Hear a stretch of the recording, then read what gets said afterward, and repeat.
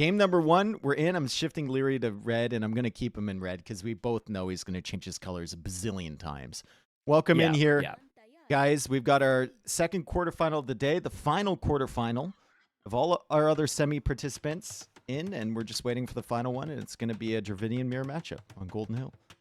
Yeah, and to repeat what we said, when you looked at the bracket, you would have probably thought this was maybe going to be Hera versus Liereyy or Hera versus Doubt, but Liereyy worked his way through Doubt, 1-3-2, and Nicov beat Hera 3-1, and one of many upsets. And I'm happy for Nicov, but I'm really interested to see what happens here, because they both gone for their #1 pick.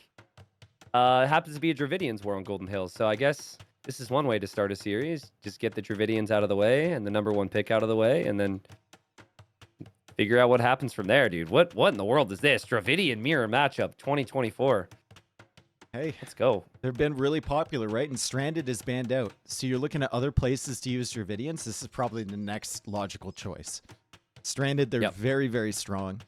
And now with that banned out, it's kind of like you default back to Golden Hill. Nicov is going to start building that dock. I wonder if he's started building it a little bit too late, or if he's actually got the timing correct here. He did TC on a shorefish, which is great. That could help him out a ton.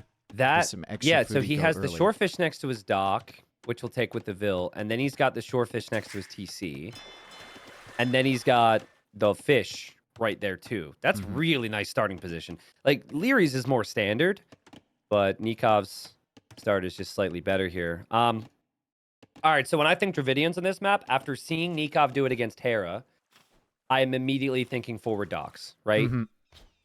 It was so good. He built 2 forward docks on either side of where Hera docked. Hera got completely overwhelmed.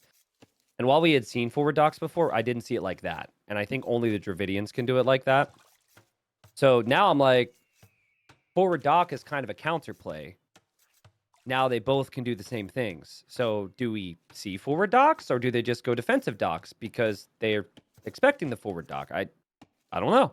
There was also the game earlier today with Winchester against Mihai, where Mihai ended up winning the water with his galleys, but Winchester kept him busy for long enough with the fire galleys and had control of the middle.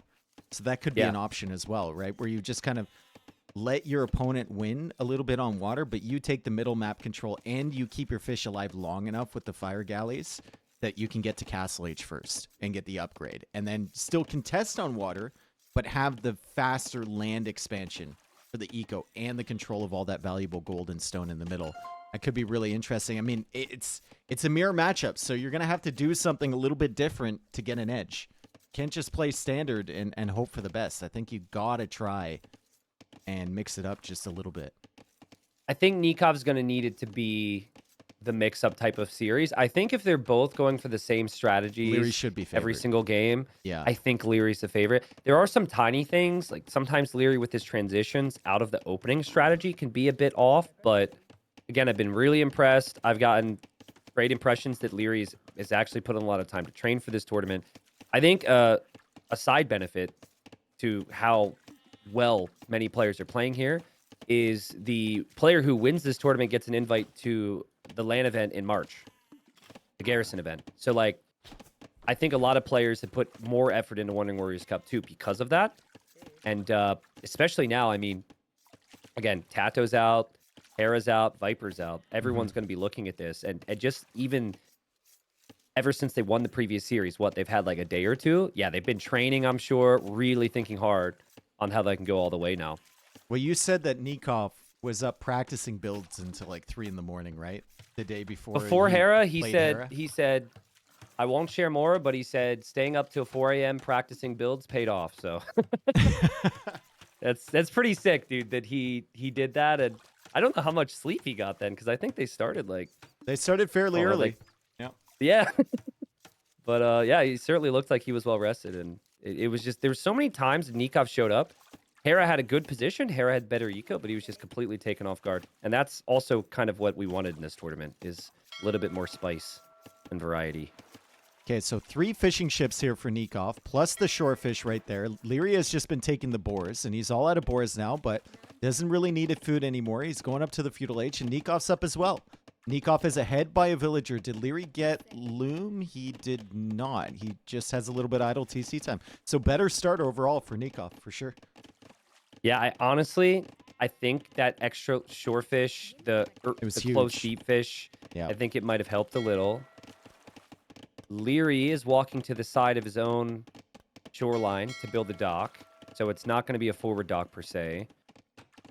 And Nikov's going to do the same, and Nikov's actually going to mine the gold in the middle here, which I usually could be a bit risky. Yeah, I usually don't love mining the gold in the middle. If you get cut off, it's hard to get villagers there, and you're really exposed. I've seen a couple games already in this tournament where someone goes forward to mine the gold, the other player goes land pressure, and then even though they have initial water control, they can't keep it because they have no gold coming in once they're kicked off that middle. So that could be really, really dicey for Nicov. But as long as he keeps Liereyy busy on water, it should be okay. And he's going for the third dock already.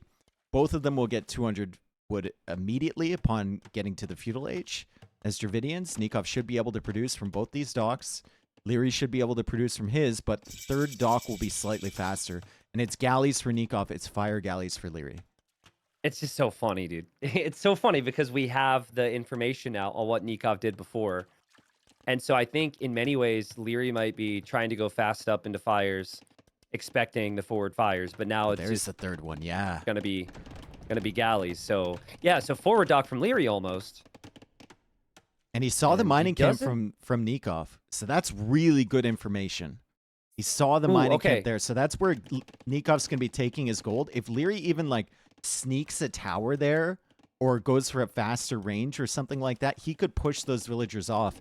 And then Nicov won't have any gold at all. In the Vinchester Hart series last week, what Vinchester did was he brought 4 vills to the middle. He didn't even tower. He just vill fought Hart. And then Hart had to respect that, and Hart couldn't mine gold, so he couldn't make galleys. That's what I was thinking of when I mentioned that. Yeah, I couldn't remember the specific game, but that's exactly what I was thinking of. Hart was just 0 on gold, but 7 vills in the middle, vill fighting. But I think it's maybe too late. If you send the vills now, there's already enough galleys on the way from Nicov. Micro's going to have to be really good here, and the fires are on both sides, and Nikov's going to struggle to group up his galleys here if there's fires coming from both directions. He's got vills he could potentially repair with. Lierey's trying to block that galley. Nikov's now trying to get the fishing ship in front. He doesn't get it in time. Good job from Liereyy. Really weak galley in there. Liereyy would love to be able to get that. Nicov needs to keep that alive. And Nicov is going to try now, as he loses it, to mix in his own fires. So I think it's way harder to do everything else if you're going for the galleys here. And this should mean good things for Liereyy if he can keep this up. Yeah, Nicov now has to squeeze through on the other side. That's actually a really good shout there from Nicov to go through the fires to the left rather than getting trapped on the right side. He's waiting for his fires to come out, but they're taking so long, Tristan. They're taking so long to get here. I mean, if he does get fires in front of the galleys, this could easily swing. The KD's 2-2. And there's other things they have to look for here. They're going to have to sort out their food economies to get to Castle Age. Lierey's fish are uninterrupted right now, which is quite valuable. And so the ships are weak for Nicov, the Liereyy as well, but Lierey's going to pull them back. That's really good micro from Liereyy. Look at those two weak ones getting pulled back. God. And, oh, man, great micro from Liereyy. Really rough position here for Nicov. Nicov needs to pull back his ships and start repairing maybe. The 2 galleys suddenly not making a huge difference in these fights. Nicov tries to get away with that. He doesn't. He's going to be stuck now up against the superior navy from Liereyy. Liereyy is repairing his weak fires, and he's still pushing forward. He still hasn't killed the fish from Nicov. I think he took out 1. That's true. No, he didn't even take out 1. Okay. Nicov has done a slightly better job managing the town center. I'm seeing a mill on shorefish and a mill on shorefish and deer. Liereyy is not done any mills on the food. He's actually just bringing in a boar right now. So I think Nicov could have a better Castle Age time, even though he doesn't have as much food in the bank. Odds on him losing that villager to the boar? Pretty high, dude. He's going to be looking for a demo right now. Going on. Pretty high. Oh, he actually gets the boar in. Nice. I would never go for a boar there, dude. There's just too much to do. There's way too much to do. I would have dropped the mill like Nicov. Yeah. That's pretty impressive. He doesn't lose the vill. The boar is in. And just like Hera experienced against Nicov, it just feels like this the forward fire galley pressure against galleys is just really hard to stop. Still, the fish haven't been able to scale yet for Liereyy, even though they've been safe. It's only 3 of them, and resources collected still ahead for Nicov with that good start that he had. And Nikov's got the middle gold. Food expansion. Yep. The fact that Nicov is taking the middle gold, has Vils there, is so valuable. So he's still 1 demo or 2 away from clearing out Liereyy. The KD's better for Liereyy, but sold all of his stone. Liereyy didn't even sell stone, and look at the resources for him. Way more consistent. Yeah. It's pretty wild because I guess maybe he had more sheep. It's really hard to tell. I don't know if the fish made that big a difference. Demo, is kind of a waste there for Nicov. It doesn't connect with any ships. Well played, Liereyy. Can't get greedy. Can't be hunting those double hits. You just got to go for the single hit, honestly. Yeah. Demo now from Nicov, Liereyy. Or sorry, from Liereyy, and Nicov takes care of that. Although he's got some weak fires in there, but Liereyy can't really push. He can protect his fish, but he can't really push at the moment. Nicov is probably looking at his score right now and not really enjoying his chances, but things are okay. I think the score is just kind of deceiving for him right now. They should be up at around the same time. He cancels out some Vils. He needs the second building. He needs some food. Needs the food, needs the second building. He's up. And Liereyy is waiting for both of his buildings. So yeah, Nicov will be up faster. Nikov's got Vils in the middle. And Nicov still has his docks ready to make ships, but he could get sandwiched again. He's got demos coming out of both docks now. He's just kind of sitting here, and it's too risky for Liereyy to move in, right? If he can make a demo. It's not the worst thing in the world, though, from Nicov. Like you said, he's already got the Vils in the middle. So he doesn't need to make the cross to the center area, and he doesn't have to go through the Navy potentially with those Vils. So he can set up whatever he wants in the center there. We're still 1 big demo away from a big swing on water. It feels pretty close again. There's maybe 60 resources difference in the res collected, which is ridiculous. Only 2 economic kills. Nicov with a decent engagement. He sees the demo from Liereyy, but misses it. He does land a shot. And now the demo's on the hunt there for Liereyy. But I think Nicov should be able to spread out his ships. Gets hit. It's Liereyy, though. Now Liereyy right back with his own demo. Just kind of back and forth right now. Yeah, they're just canceling each other out. The advantage is, I think, resource-wise, it's for Liereyy, kind of, because he still has those fishing ships. But position-wise, I'd honestly favor Nicov just because he has the villagers in the middle. Dude, that's really valuable. Dockville has been walking over to Nikov's side. Like, walked over to the other shorefish on the forward dock. So he was over there. I thought he was sneaking, but he's actually walking back right now. So he's got something in the middle. Nicov also needs some more Vils on food. He pulled the villagers off the shorefish. He's placing some more on deer. He managed to get the war galley upgrade, but that's it. 4 on food currently. When we look at Liereyy, I mean, he's got 400 food in the bank. Goes for war galley right away, and now he's going to go for a TC in the middle. They're douching each other. Nicov doesn't have scouting here. He never built an outpost. So he's going to finish his TC, and he's going to find out that Liereyy has one there.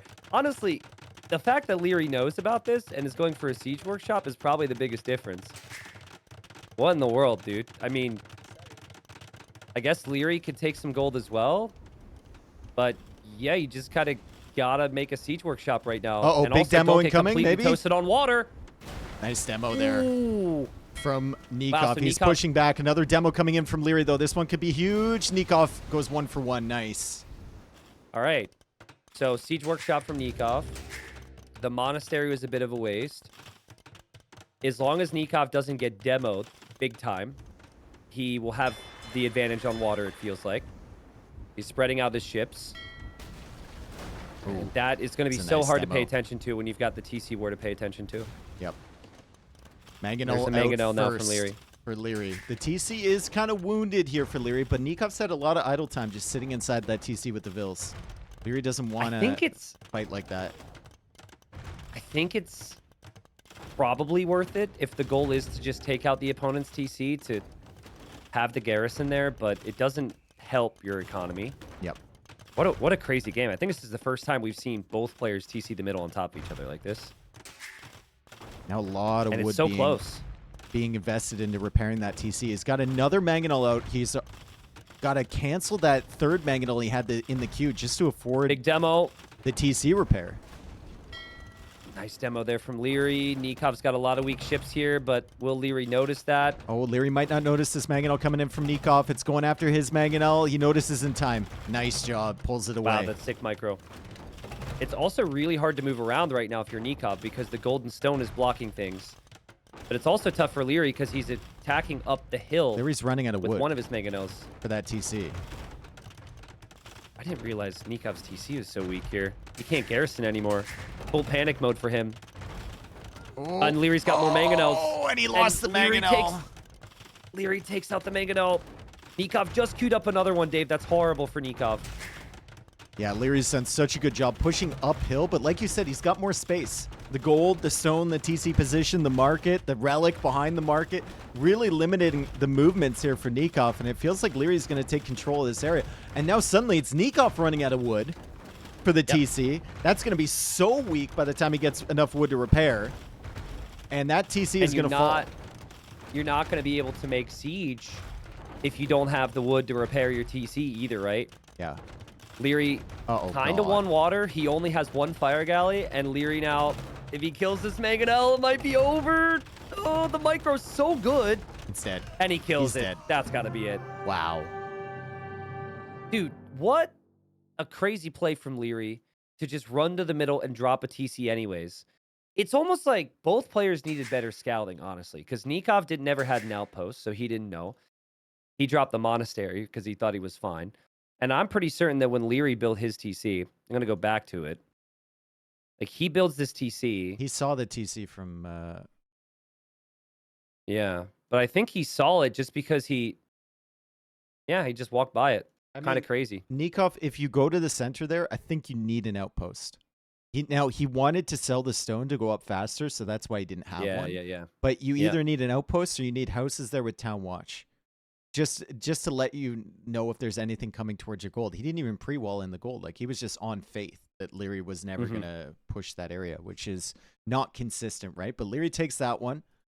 They were going for the same strat, and like we said before, if they go for the same strat, Liereyy should be slightly favored over Nicov. Yeah, it was super close. Like, that's still promising signs if you're a Nicov fan. That could have gone either way on water. I think he did have a good opening there. One outpost away. And maybe even just a siege workshop instead of the monastery from taking that one. So, but yeah, we get the Dravidian, we get the mirror matchup out of the way. That's always nice. We won't have a mirror matchup anymore, unless it's Chinese mirror on Stranded, and then I want to save that shit for Game 7, dude. I'm a little bummed we're not going to see Stranded between these two because I think they're both so good at it. I know. But it's such a chaotic map. I can understand why Nicov doesn't want it against Liereyy. So, like, you don't want a map where Liereyy having 10 crossbows in the middle, even though he's down 15 eco, is a possibility. So it's going to be nomad, at least from what it looks like in the lobby for game number 2. This is the one that we mentioned is kind of peculiar with the draft because we didn't see Spanish. Yep. And it's going to be Malians for Liereyy and then Koreans for Nicov. So both good I don't civs. hate these civs. Yeah. Yeah, both very, very good. I think I would favor Malians just a tiny little bit on a standard nomad, but Koreans, they get a lot of bonuses. Wood discount, the towers are sick, right? The war wagons can be sick if you get the timing right.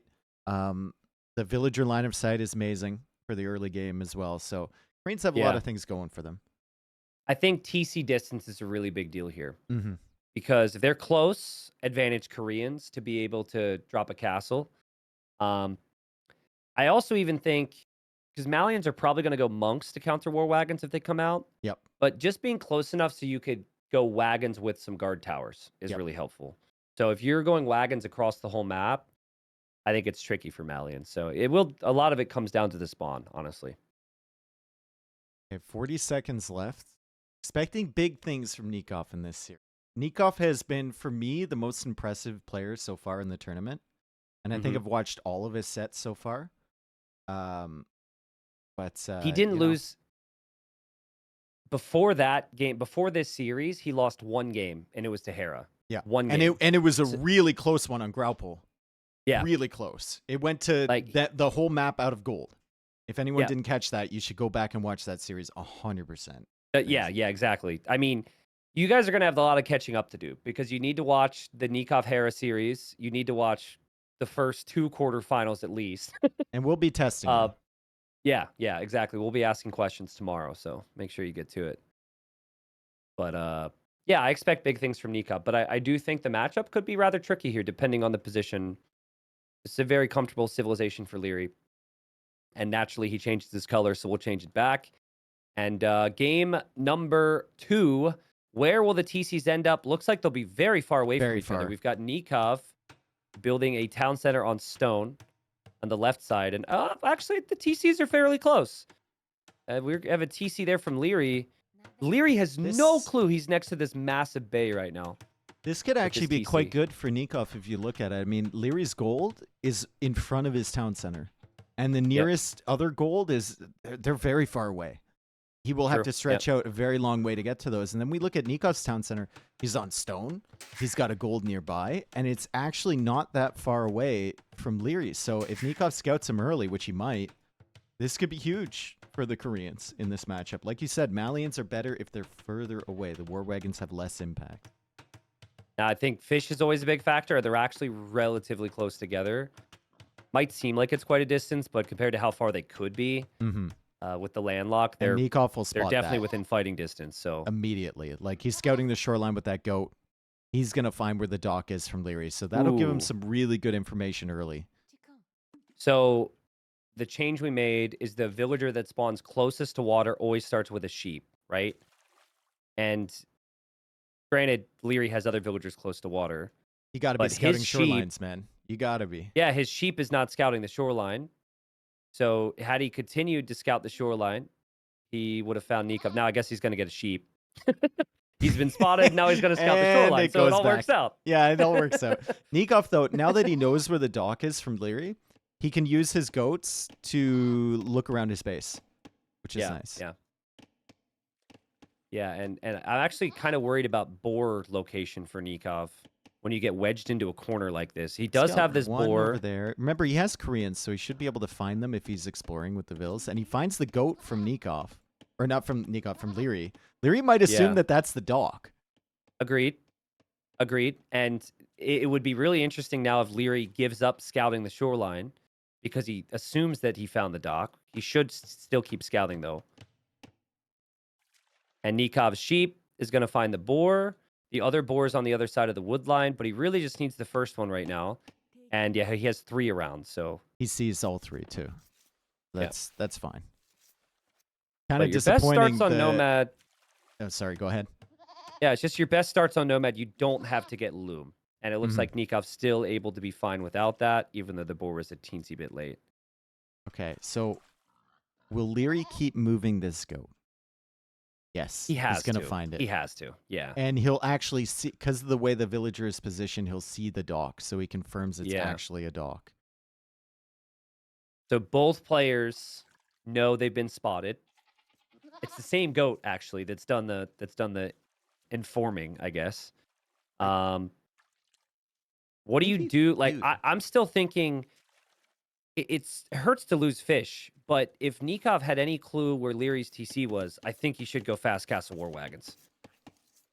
Yeah, and he might find the TC here. If he saw that house, that would be huge. I think what the position those villagers are angled, the goat's coming in, he'll just lose it there. And that could be, like, theoretically, the one on the right is probably the dock, right? It's right up against the shoreline. But this one's up against the shoreline too.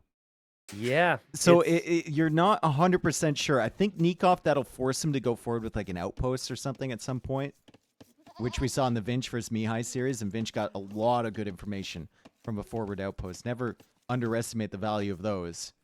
He could figure out that Liereyy is right there as Liereyy comes in with a random villager towards Nikov's base. Yeah, no loom for either. Liereyy has to be careful here. Now he knows about the TC. Don't lose the bill, Nicov. Oh, that was so close. Oh, so close again. Oh, my God. If that boar either, like, nudge the one villager on either side of it, she would have been dead. Two one-hit we've vills. seen those boars typically are hunting the weak vills. I've seen players lose 2 villagers there. So Nicov, very fortunate. Liereyy gets away. Liereyy has the better fishing ship count, which is to be expected with the Malians, so slightly better Dark Age. But I think he's down on boars here. There's a boar to the right he never found, and now he's bringing a boar from the north. So it's been a bit of a struggle for Liereyy with the boars. That would explain why that villager was all the way up there. Yeah.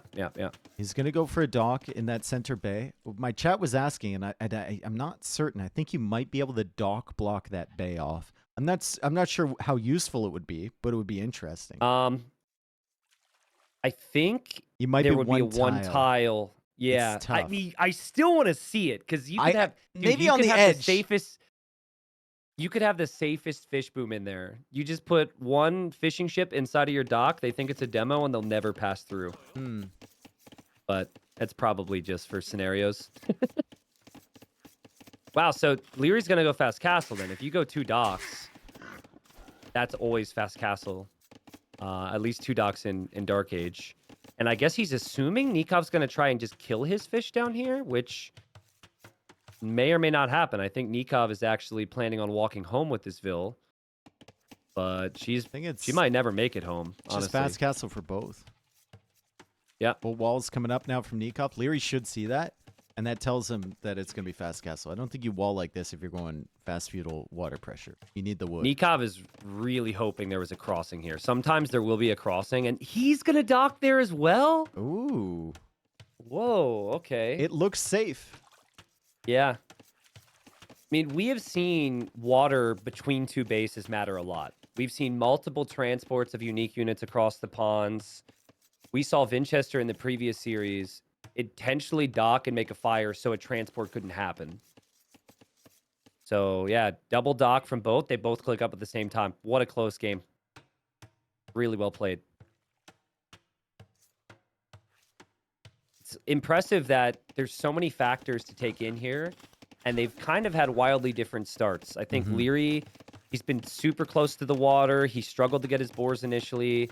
Nicov couldn't get the fishing ship count out as fast as the Malians, and yet it's 29 pop for both, 6 fishing ships for both, and they're up at the same time with virtually flawless starts. So, love to see it. And now it comes down to me, and if either player recognizes the other player is there. I think Nicov saw a fishing ship from Liereyy. If not, he's super close to seeing it in the middle right now. Liereyy just saw a few fishing ships there from Nicov. Yeah. But I don't know if he caught it. They're gonna see each other now, and Nicov is gonna go for another dock there. So I think he's seen that confirmed. He has, if they're both going fast castle, he does have an option to snipe fish quite quickly, as Liereyy actually pulled the fishing ships away from that. Maybe he doesn't want Nicov to know that he knows they're there. Feudal Age is gonna come in first for Nicov. The food eco is not quite there. Liereyy forgot a mill, unless I'm crazy. I think he forgot a mill and he wants to go blacksmith market. And he's trying to build the market, and he's like, oh, I need the mill. And there's his mill. Nice. That actually kind of hurts here, because now he's like, well, I might as well make a fire galley. Nicov doesn't have the food, fire galley. He doesn't have the food. Like, he's going for fire galleys to push the fishing ships away. He's going to have 2 fire galleys versus 1, but Lierey's going to be able to click up first in front of Nicov, because Nicov has, like, nothing under his TC.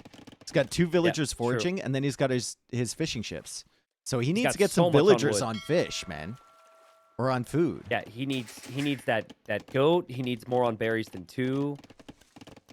Liereyy will probably lose water. I mean, the castle age uptime being late does hurt. He could have been up so much faster. Nicov still has time here. And well played from Nicov, at least with the water control here. But Koreans can't make demos, so sometimes that could be a weakness on water. Something we'll have to pay attention to. I just don't see this being an easy situation for Liereyy.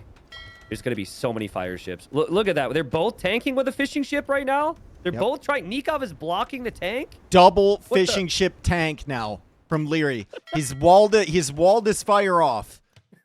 And he's got another fire on the go, and he's actually repairing. So he should have the advantage soon, but more reinforcements coming from Nicov. He'll get it figured out. Remember, Liereyy still has fish on the other side, too. Yeah. But Nicov should know about that. And if Nicov knows about that, he can always shift some fires down to that area. Nicov will be later to Castle Age, but think of the control that he has right now. He could still click up soon. Man, if only he had 100 more food. And he does have the fishing advantage. He does have the Navy advantage.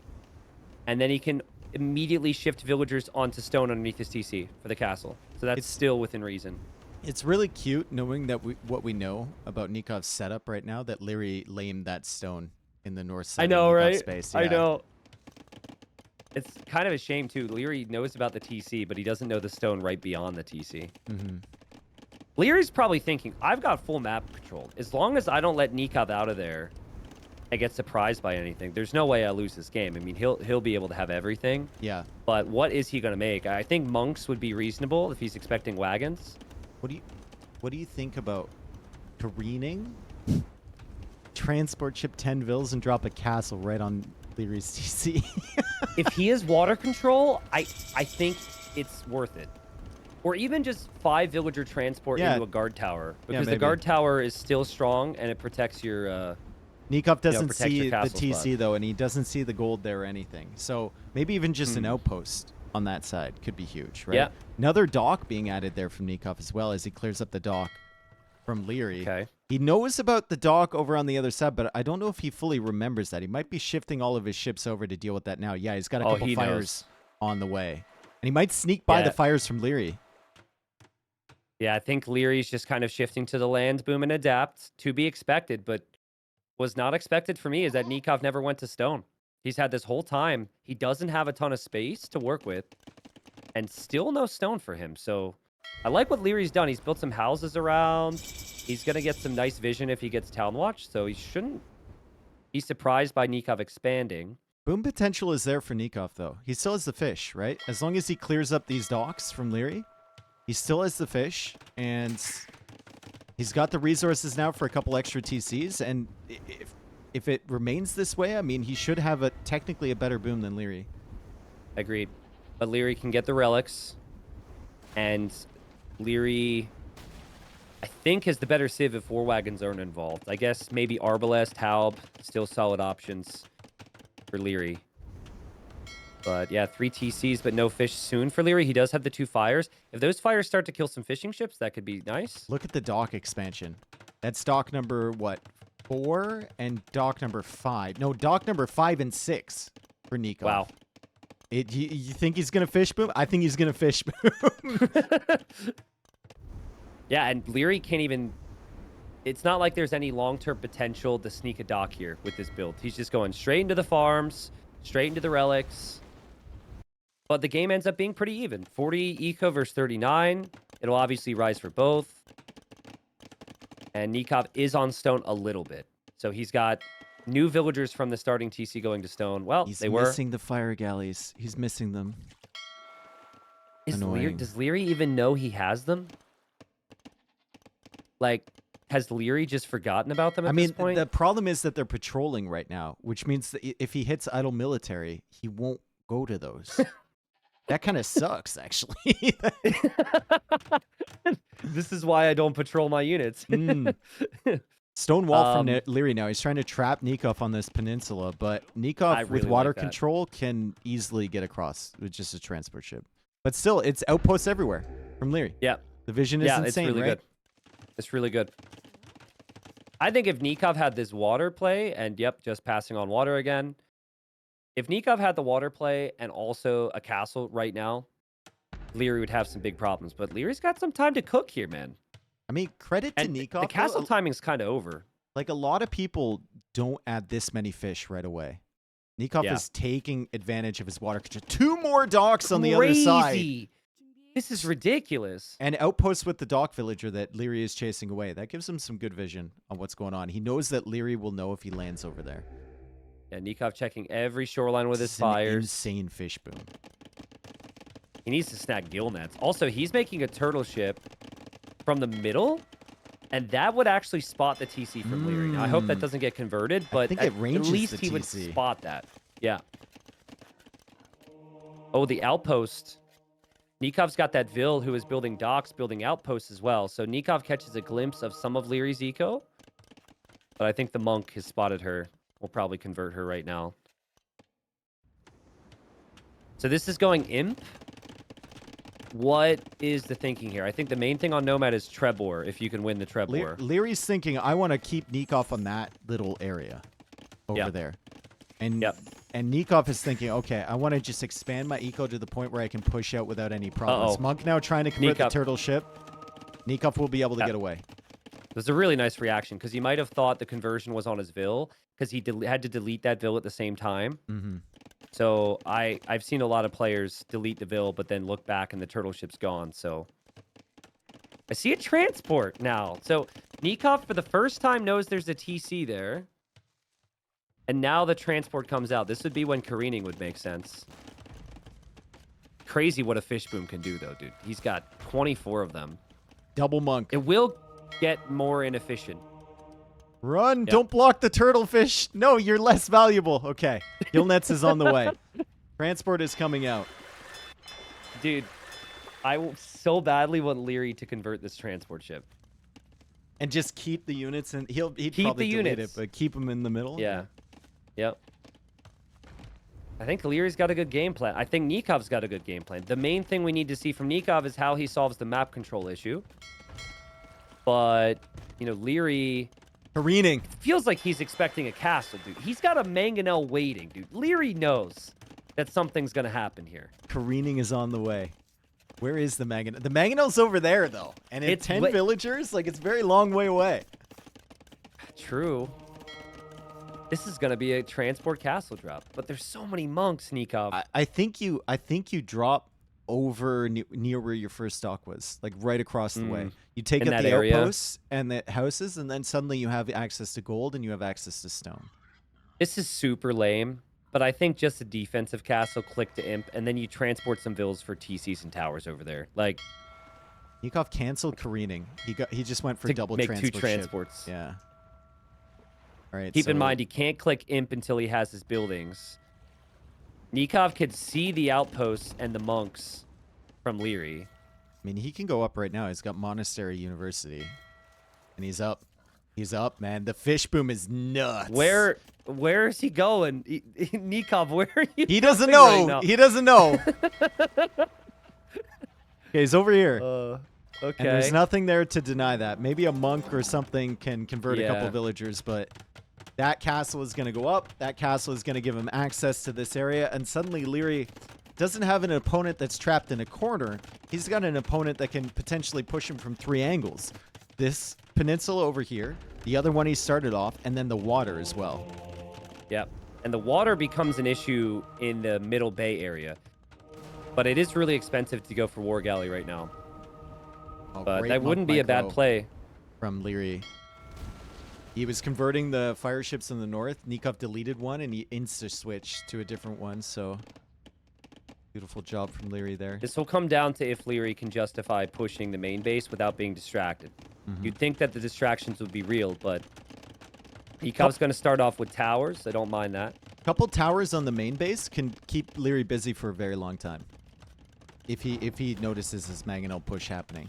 There's towers on this side, that's great, but you also have to protect your main area. What does Nicov do to protect his base if he gets pushed? Liereyy just That's what I was talking about. Just a couple towers. Oh, gotcha. Okay. Yeah. And now a castle from Liereyy. This castle you'd expect to go up. It's just 1 war wagon. A monk will probably be on the way soon, but warning signs of things to come maybe for Liereyy. Oopsiong. It's tough. Or however you say it. Coming in insta. It's really strong. I would love the idea of Nicov continuing to tower creep, but what's the stone situation like? Cav archers from Nicov. Well, he secured another stone with that other area he landed. He still has some stone left under the TC. It's enough to make a few towers. And he has that one keep protecting the town center. And Liereyy sees that and backs away. He backs away. Normally, the Malians would want chemistry, which I'm sure we'll see for bombard cannons, but Yupseong keeps actually outrange bombard cannons. So you would need multiple bombard cannons to push a keep, not just one. And cav archers are super cheap with Koreans. I think they don't scale well. No. But you get the free armor upgrade. It's also mobile. It's just perfect for Nicov right now because he needs to find some raids and damage in the back. Compared to a war wagon, which are just super slow to move around. It's also a little better against monks, I think. Easier to run away. Less of a Agreed. high-value conversion target, right? Agreed. Yeah, which we might see. Nicov has to back away. Liereyy pushing in. Man, Nicov could use ballistics right now. His tower and his CA and his war wagons would all benefit from this. But what a game, dude. I mean, they have both played so well to start off this series. Super close. All right, Siege Workshop there from Nicov. He's going to start adding in some bombard cannons. Still really doesn't have the res to just, produce whatever he wants. He's got to be careful about what he wants to do. And the fish are going to start to fall off soon, too, if they haven't already. Yeah, I think, that probably already is starting to fall off. You're seeing them bump a lot more. And you're not going to have the time to go fish traps here. You don't have the time and the focus for that at all. Although he has the wood, he could just randomly place 20 of them, right? Yeah. Even though Nicov did transport over here, you could tell it's really awkward for him to push properly. And even losing these siege workshops right now before popping out with a couple bombard cannons could hurt. Please just get ballistics, Nicov. Just please. He's under a lot of pressure. Bombard cannon didn't come out of that other siege workshop. Skirms and Mangonel still pushing back. Nice job from Liereyy. Lierey's also just got that one skirm just waiting to see if Nikov's going to have anything. We also ran it in with the skirm to scout. No, I know. I watched it run right past the tower, and it missed 15 shots in a row because of no ballistics. Yeah. Nicov did add a bunch of farms, though, so he knows that the fish are about to fall off, and he's adding more. So credit to Nicov. I think a lot of people would, sit there with the fish and think they were solid as Liereyy snipes a boar for whatever reason. I'm also laughing at the turtle ship just nuking in the skirms as true. they come by. Killed its own build, too. The bombard cannon losses are just criminal for Nicov right now. Opening cav archers just has not looked good at all.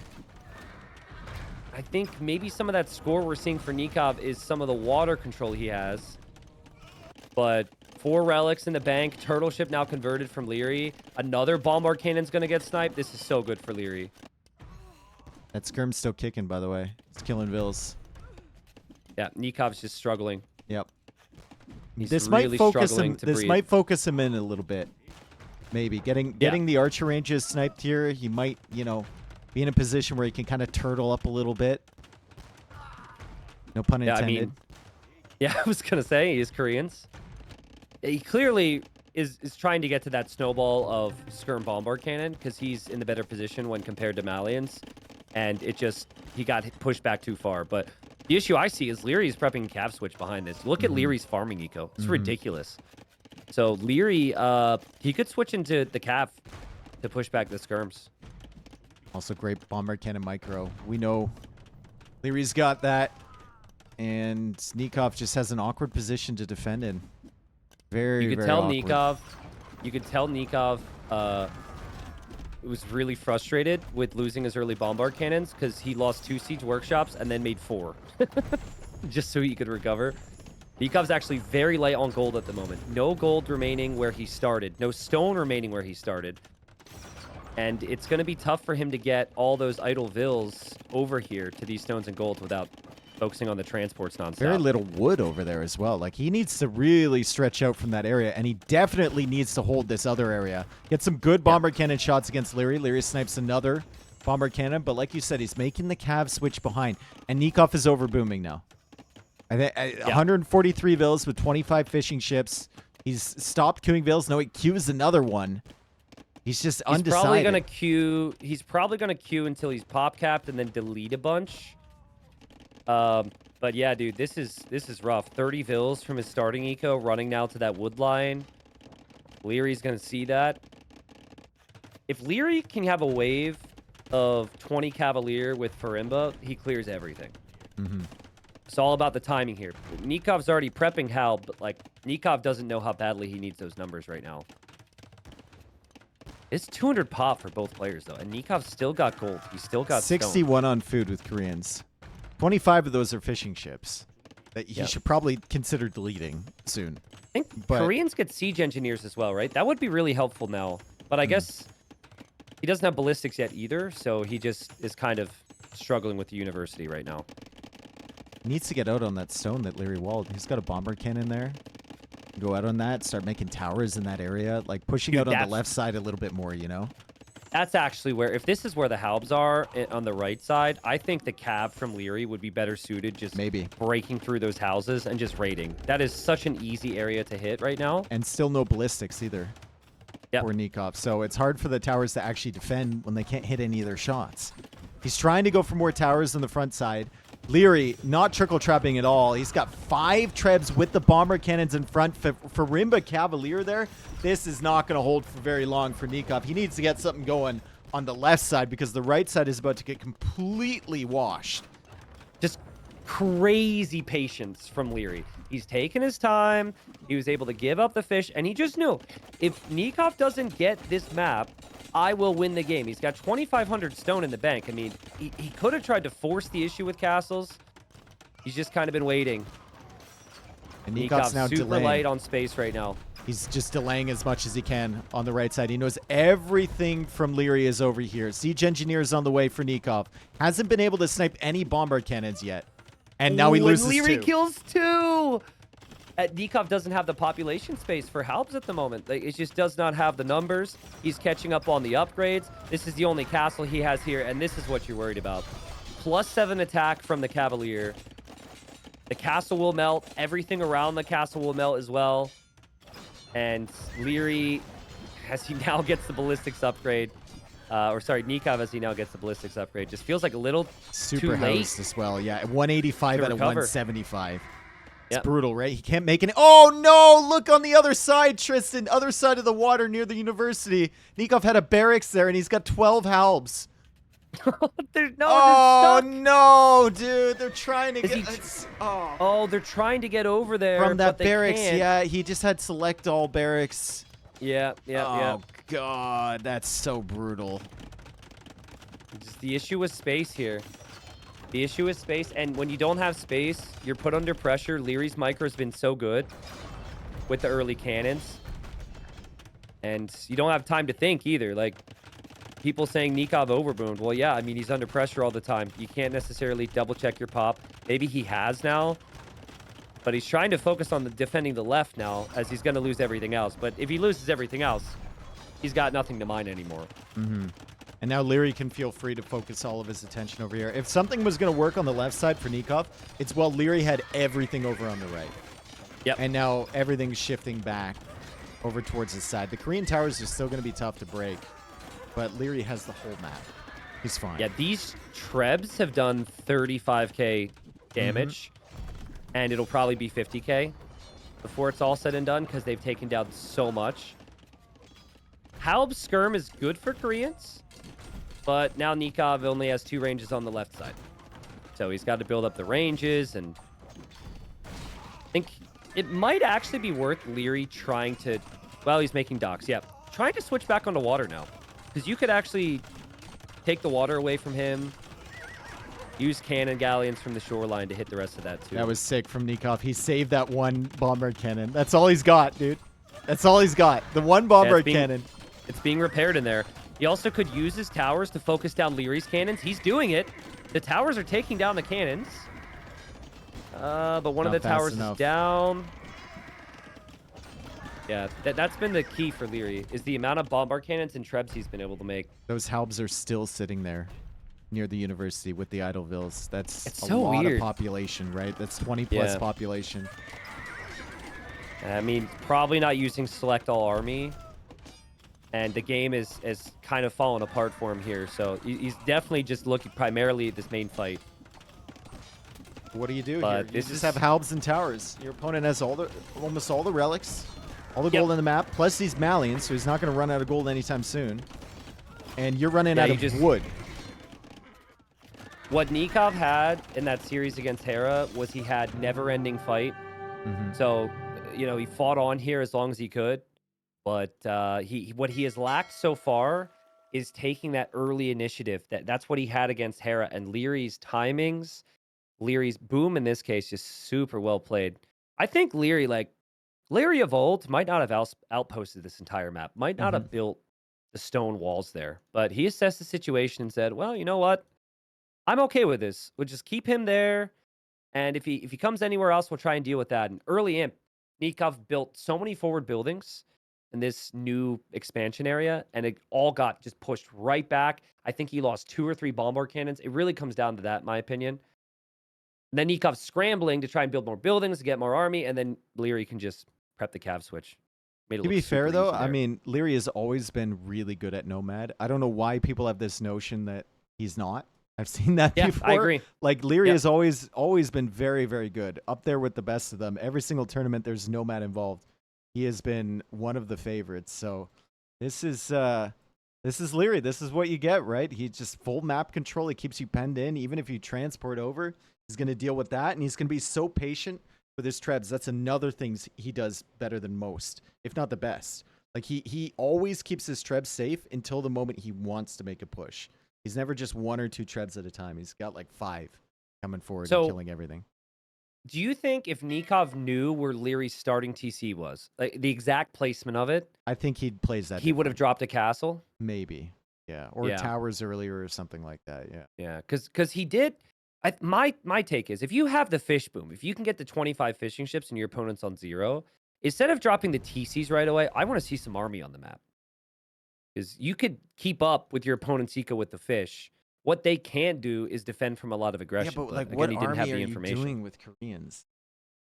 Oh, man. I mean, they're so close together. Dropping a castle right where Liereyy walled with the palisades makes it so messy. But Liereyy did have the monks. Maybe he could have converted the wagons. It would have turned into a completely different game. But this is only because Liereyy won that I think about it this way. So 2-0 here for Liereyy. Looking good, dude. Lierey's looked super sharp.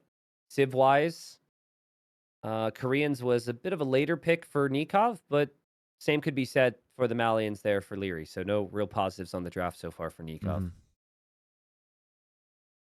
Just one step behind. It's like the games have been super close, but Liereyy just has that extra little edge with the micro, or in this case, it felt like micro was huge, but I felt the macro was also super smooth from Liereyy. No first pick for Nicov, so he's got an uphill battle to climb here. He has Graupel and he has Inundation. I mean, home maps don't really he's mean going to that go for much Inundation here, right? Home maps don't mean Agreed. anything with this draft. Yeah, I mean, I get it. I am also ever so slightly annoyed at both players for picking random. Because we have to answer the questions, dude. Exactly. I guess if there's another Wandering Warriors Cup, we need 2 more maps for the best of 7, so it doesn't happen. But true. Although you know how hard it is to find like good nomad maps. We got really lucky with Stranded. That was a great call out by you to go for Stranded. Yeah, I mean, the version of Stranded that we had is nothing like the version of Stranded that we are working with now. Nice tweaks from T West, man. I mean, just kind of talk through what I liked, what I didn't like about the map, and we have what we have now. So I also think starting with the fishing ship has actually made that pretty interesting. Yep. So we were thinking transport ship initially, right? And then it was kind of like, that doesn't make sense. Trade cog doesn't make sense. Junk doesn't make sense. Fishing ship makes the start just way cleaner and more consistent. Also, the low stone is amazing on that map. It makes me want to see more maps with the low stone. I think it could be great. New map makers need to do the same thing where there's just not a lot of stone on a map where there's a hill in the middle. Like it really changes everything, because I think if there's normal stones unstranded, the people who go 3 TCs and boom win way more, because they just drop a defensive castle, their eco's protected, and then they're good. So Hard also brought up the fact that he really likes that map. I was watching his stream. He said low stone and then the hill, which doesn't give you resources. It just gives you a hill. So it's not like a double benefit from having it. Anyway, we're going on to Inundation, and you called it out, man. It's Teutons against Bengalis. Yeah. You see the final pick here. Teutons. I mean, Liereyy probably picked Teutons because the last time he played this map, Doubt went Bengalis and Doubt went full monks.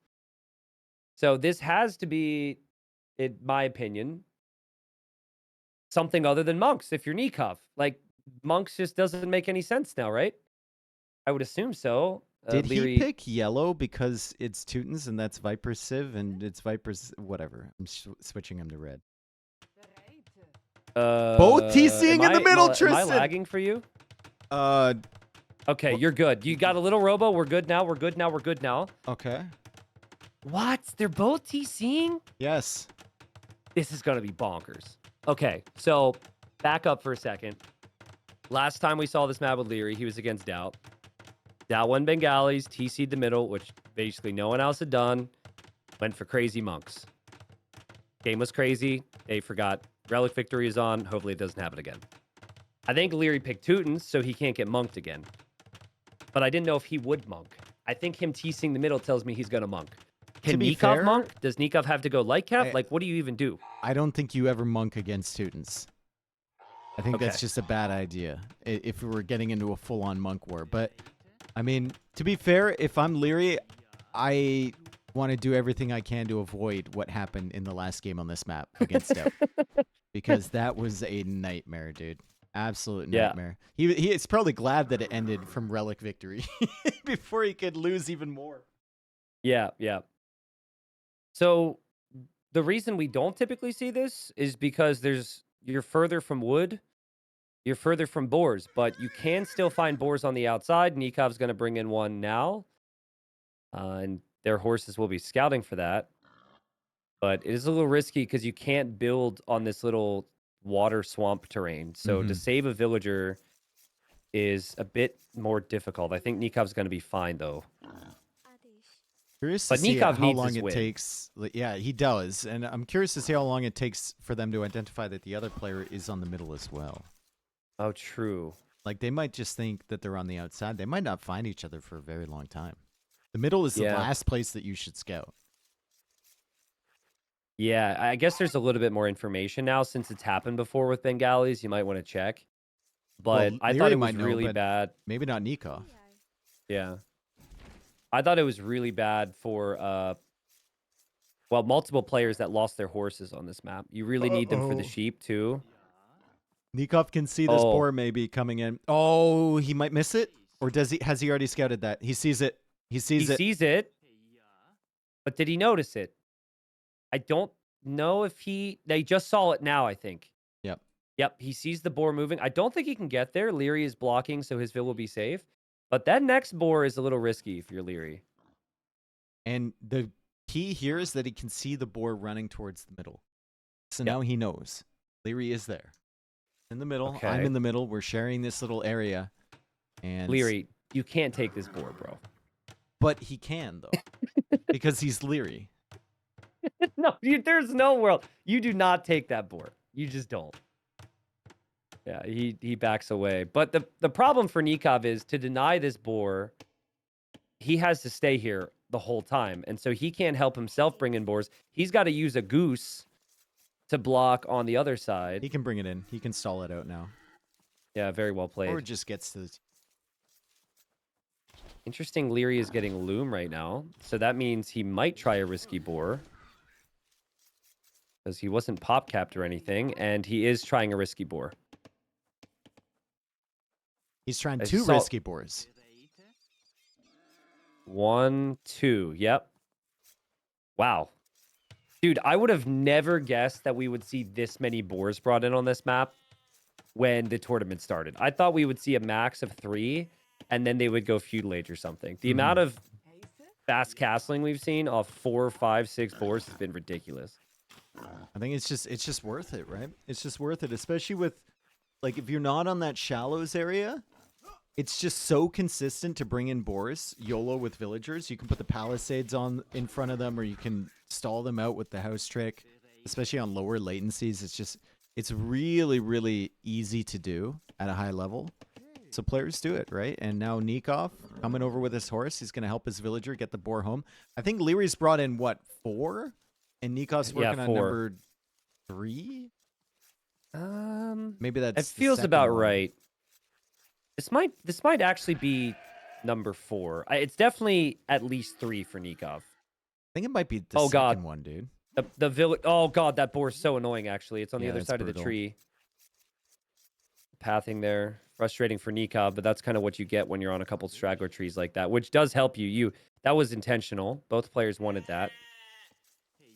Liereyy brings in another boar. That's number 5. What in the world? Crazy amounts of boars for Liereyy. He's done this every game. Other times I've seen him play, he's gone for Berbers, which is even easier with the faster vills. Okay, so strategy here for both players. If you're Liereyy, you'd be perfectly fine, I think, with a monk war. You're Teutons. You have the conversion resistance. Yeah. You have a good monk tech tree. You'd be perfectly fine if it goes that way. And you can add in maybe like the towers. You can fit more vills in for the arrows and whatnot. For Nicov, I think you want to focus maybe on more of a boom element and maybe go to... Oh, he's going to stone. Is that like towers or something? Or did he just cancel that mining camp because the horse from Liereyy is right there? Oh, he had a mining camp there. Yep, and he places it again. He did. Didn't want Liereyy to know. Okay, honestly, if you know Lierey's right there and Lierey's going to go fast castle monk, if you have the same castle time, just a straight up castle drop on his face is massive, right? Yeah, yeah. Right on the monasteries would be sick. So Nicov clicks up. Now, you could make the unique unit. But I think just the castle in general is to keep himself safe. I was going to say maybe open Liereyy, but I feel like if you're both TC'd in the middle... Liereyy a ton of value. Yeah. Exactly. Yeah, Lierey's better if you're very far apart from each other. I think these extra 2 villagers, if this game continues this way with like castle drop versus monks and low eco, the extra 2 vills that Bengalis get is going to be nice. Or the extra 4 by the time he gets to castle age. Agreed, which is why I think Lierey's going to go super aggressive. Which is why I think it's like double monastery, siege workshop. He wants to kill because you feel like you have to do damage. Boar number 6 coming in for Liereyy. The horse is here from Nicov. Uh-oh. Hit. We're going to be here for the next 5 minutes. Dude, one step at a time. It's just one step. Oh, the boar went back. Never mind. Okay, one step at a time. This would obviously be completely different if the horses could attack, because the weak one from Liereyy would go down. What is the horse doing? I don't know, man. It was doing like some butt check or something up against the the boar. Yeah, well, it didn't work, and that's a crazy amount of boars, dude. I mean, you've got cheap farms with Teutons. I'm not saying that's realistic for the build, but holy crap. Literally bringing home the bacon. Yeah, he's got all the way bacon. Away. And it's just a perfect build. I mean, this is a practice type of thing. Like Liereyy played a lot more games on this map than just the the maps he's played in the tournament for sure. He just seems so comfortable. Nicov didn't have near as many boars. Yeah, exactly. He's got all of his villagers on the geese and the sheep, and he's gonna have to hope that there's enough food there to click up. He actually uses the market Lierey's as well. horse. Lierey's horse is going to scout the stone. Okay, so if you scout that stone, I think instead of opening with a monastery, you have to open siege workshop. Maybe. So the castle can't be aggressive. I mean, will you have the timing though? He doesn't know when Nikov's clicking up, right? Yeah. Nicov delayed a little bit there in Feudal Age, but he could have clicked up right away. Liereyy doesn't know that. And Nicov is now going really, really heavy onto gold there. He's still got the villagers on the stone. I think this is going to be ugly for Liereyy regardless. Nicov, nice little gate trying to block that horse. I would love outposts here from Nicov. Yeah, same. That would be amazing. To just give him an idea of what he has to deal with. He knows where the TC is, but you got to see what the opening is from Liereyy. Look at them both just inspect so much. Like, what are you going to do? The middle matters so much here. Sneaking too, because he knows that horse is in the north there. Yeah, it's got to be a siege workshop. But if you build it too close to the castle, then your siege workshop goes down too. But if you get the mangonel out in time, you can potentially deny this castle. Which again, good scouting from Nicov. Even if Nicov rushes this with vills to stop the siege workshop, I don't hate it. Yeah, this is a good move from Nicov. It feels weird, but you've got the horse to block, and it delays. It delays it ever so slightly. Liereyy had to quick wall. Liereyy has to pull a vill. Nikov's going to be up. Dude, Dave, you drop the castle right where Nikov's vills are right now. You just completely stop this. Right away. Drop off the stone. Liereyy will block it with the horse. Liereyy will block it with the horse, guaranteed. Come on! Okay. That's not ideal for Nicov, but it still shuts down all of this stuff. And the Siege Workshop, because of free murder holes, can actually get killed. The Mangonel's on the way out, but there's a lot of villagers building this castle. And the gate there from Nicov stops those villagers from running away. It also forces the Mangonel into kind of a worse position at the back as well. That castle's going to go up before the Mangonel comes out. Oh, look at Nicov try and block the path into the Mangonel with the gate. With the gate. Dead. Oh, it goes out the other side. Sick. The siege is down. That was an amazing play. Oh my god. Yeah, and now, well, fortunately enough for Liereyy, since he blocked the castle foundation, the one monastery can actually eject monks for a little while. Oh, I've been thinking Nicov is Teutons for the last 2 minutes, bro. This makes sense. I know. I was like, free murder holes, dude. I'm getting confused. I'm old. You said it, but I just figured it was the heat of the moment. It wasn't worth bringing it up. It was the heat of the moment. Ratha coming out now for the villagers. I was like, man, that Siege Workshop's dead. Nope. It's going to stay alive. Yeah. And the monks can actually eject from the monastery for a while. And now there's a ram from the Siege Workshop too, which is... I mean, I'm just thinking back to that horse. If Liereyy didn't block that foundation, this castle does so much more. Mm-hmm. It's actually really heads-up play from him. But I still think Nikov's got the better economy because he's the Bengalis and has more vills. And he's on 1 TC, but he's looking pretty good right now. Is it weird, too, that he's going for rams right now? How's he going to support those? Yeah, Fletching's in for the castle, and the Ratha, which is great. I think the monks can't range those. I don't think he can ram the castle in a position where the rams are protected by the monks. And no. Yeah, now he loses. Especially once Bodkin comes in, if Nicov wants to get that. Yeah, Nikov's just gonna... Yeah. Nikov's just gonna back into the castle every single time here. Why? Very weird that Lierey's going with rams. But he's making him work. Now, is he standing right outside of the castle range? I think so, but Bodkin's going to come in, and this monk's going to get cooked. Yeah, Liereyy thinks he's smart here, and then... Nikov's trying to bait him in for another conversion. Look, pull him back in. Yep. Oh. Liereyy does know. Oh, but now maybe distracted here. Nicov has to back away. The Rams might actually have a chance if Nicov goes too far. Nicov is not expecting that to be 4 Rams. He thinks it's just 1. Still, there's Ratha here. Like, it's within range of the castle now. Liereyy has to avoid that. Like, Liereyy has to be so on point with this. He has to be so on point with the monk range. It's insane. I don't know if he plays with range indicator. I don't think he does. Dude, I mean, Nicov is never expecting that to be 6 Rams. Or 5 right now. That's ridiculous. There's going to be nowhere for them to unload, though. Like I think you have to delete your own Siege Workshop. Maybe. They probably do. Delete your Siege Workshop, and then the pathing's as good as it gets. Raids from Monastery goes down as Nicov. well. Can't allocate monks to go deal with those Ratha over there. And suddenly, Nikov's just diving. This is a bad decision from him, though. That's what a bad decision. Doing? You gotta wait. You gotta wait. He wasn't expecting Lierey's micro to be that good. And he does not know how many Rams are in there. And it's gonna be 6 Rams. We are about to see Nicov freak the crap out. This is gonna be insane. He's not prepared for what's about to happen. No. Can Liereyy get to 7 Rams? Siege Workshop deleted. 6 Rams. Nikov's like, oh my god, what's happening? Liereyy can't get close with the monks. The Ratha are coming in. He's repairing the castle with all of the villagers. The Rams don't have enough surface area to hit.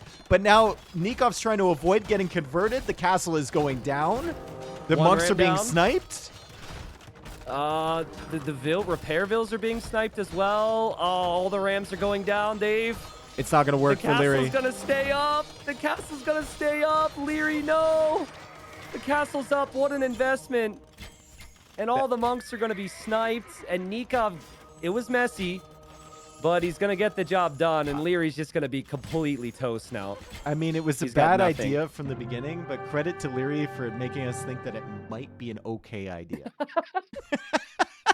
That I is mean, a statement right there. He made us think there might be a chance. There was never a chance for that to work. Great job from Nicov to keep that castle alive, and then there's no hope once the Rams die. I mean, there was a lot of reason for Nicov to maybe try and be to not respect that siege workshop and try and be everywhere else. So he could have maybe brought more Ratha over to break through into the side, where he ended up doing some damage with only 5 or 6. He also could have stopped making Ratha because his opponent were making monks, and he didn't want to waste them. So it was good that he committed. Ultimately, I think Liereyy needed to deny the castle, and him not denying the castle was the biggest thing. Also, like, And look it over at the wood eco. I'm sure Liereyy, after that push, looked over there and was like, oh yeah, yeah, this I mean, ain't good." he did a decent job sending the monk in there to get some possible Mhm. conversions and just make it tough for Nicov was nice. But yeah, look at the units created here: 10 monks, and then for Nicov he made 19 Ratha, so he could just outnumber the monks there. But that's good for Nicov. I mean, the Yep. games have been close, but Nicov needed a real momentum swing, so finally gets it. Scores 2-1. And I don't think Lierey's too upset, though. Still up 2-1. Teutons is not necessarily his strong suit at He all. tried It something. was more of a counterplay. Yeah. Yeah. But against any other ranged unit, that castle probably goes down. Hmm. Maybe even against Castle Age Mangadai. Not sure, but I'm gonna remember that. You're like, credit to Liereyy for doing something that was bad, but made us think It had a was possibility of okay. working. The That bad is the idea most from the start, but he made us think it might be okay. This is the most backhanded compliment ever, but it was perfect. So 2-1. Nicov gets a win on the boards. We've had Nomad played so far. We've had Inundation played so far. Obviously Golden Hill. But this will be the first time that Liereyy gets to choose what we do. And I'm seeing in the lobby, at least, they're going for Boundary Brawl. So Boundary Brawl, Huns are banned. yeah, Hun should be Banned all the time. We've had this conversation. Yeah. Just ban them. Yeah. Just ban them. They're too good on Boundary Brawl. So what do you pick here then if you're Liereyy? Are you looking at Portuguese? It's Probably. tough. You have to use process of elimination. Portuguese, I thought was going to be a nomad, so that's obviously a no. Portuguese on houseboat, I could see being strong, but that's probably where you play Japanese. This is Vikings for Nicov, and he goes for the Burl special. I think that makes a ton of sense. Yeah. I think Nicov goes Vikings here. If Liereyy went Portuguese, it would actually be a pretty decent matchup on water. Mm-hmm. And Against the Liereyy would get Vikings. all of the berries in the center. Yeah, and I guess we'll see what the civs are now, but Japanese I Vikings. think strategically, with how you want this series to go, Nicov probably doesn't want the same type of meta versus Liereyy. So if you try the outside strat, I don't necessarily hate it. I'm still not hugely convinced the strategy is actually good. But if it is good, it's good with Vikings because of longboats. But it just, like, when the strategy works, it goes to Imp and it's a really close game. When the strategy doesn't work, it just gets completely stomped. And I wonder why someone even tried it in the beginning, you know? Yeah. So. Okay, Grandpa, put you back in the home. I mean, I like out of the box things, but I feel like it's maybe too far out of the box. Lierey's going for the same pick he went with against Doubt, though. So he seems to really like Japanese here. And if it's Japanese here, he's probably saving Portuguese for houseboat for our point. Someone says, what was Lierey's plan with Teutons? I'm pretty sure we saw Lierey's plan. Last time he got Monk Rush to death, so he picked the better Monk Rush Civ, and in the end, the Monks didn't end up getting the job done, unfortunately. But I don't see Nicov winning 3 straight games against Liereyy today with how Lierey's playing. So this feels like a big one. is going to need to tie this one up, especially with the way the draft is looking too. Some of the solid picks remaining for Liereyy. We'll be in game number 4. And Japanese Vikings classic Civ matchup for us here. And here we are. So, big question is, will we see the strat? He didn't leave. And he didn't leave. Nikov's going to stay in the middle with the Vikings. All right. And both are going to TC in vision of each other here. You always have full vision on the middle. There you'll have the 2 rhinos each. You've got the hunt. They'll take the straggler trees and then eventually fish. And typically we see galleys. But Japanese a bit more flexible in what they can do with the cheap buildings early. Yep. Vikings just better with the galleys and the land eco. I mean, Vikings have a cheaper dock, I guess. That's kind of nice. Yeah, that's true. Not as cheap as it used to be. What is it? 125 now? It used to be 113, right? Dude, I don't even remember. I just think Vikings have cheaper docks. It used to be 113. I know that. Okay. 113 wood, and now it's like I guess it would be something. Yeah, I'm trying to do the math, right? Because he built a house and all that stuff. But it's whatever. It's been a long day. No math. Yeah. That's not rule number 1, dude. There's 2 rules about streaming Age of Empires 2, okay? Don't do math on stream, all right? And you don't let the goths boom. And that's the 2 rules. Those are the only 2 rules. Wow. That's just that. The second one is just a general rule, just for everything, basically. Okay. Yeah. I was thinking also scout the front of your base first, so you don't get lamed. No, that's lame. Ban the Huns if boundary brawl is in the tournament. I guess it's like a exception. Too many rules. Yeah, just don't let the goths boom, and you're good. Don't let the goths boom. Yeah. I was actually thinking goths was on Nikov's draft. There was a lot of Hun on this map. Isn't Myard in here though? Is Myard banned out? Myard is not banned out. It's still in here. Yeah. Oh boy, that's going to be insane, isn't it? Yep. Does Liereyy have a mule cart civ remaining? I think Georgians were admin banned, right? So we're busy Liereyy looking at the civ draft. He doesn't have one. They were both admin banned. Both mule cart civs. Okay. So then the goth strat could be super strong. Because that's what saved Yo against that strategy. Ooh, I can't wait.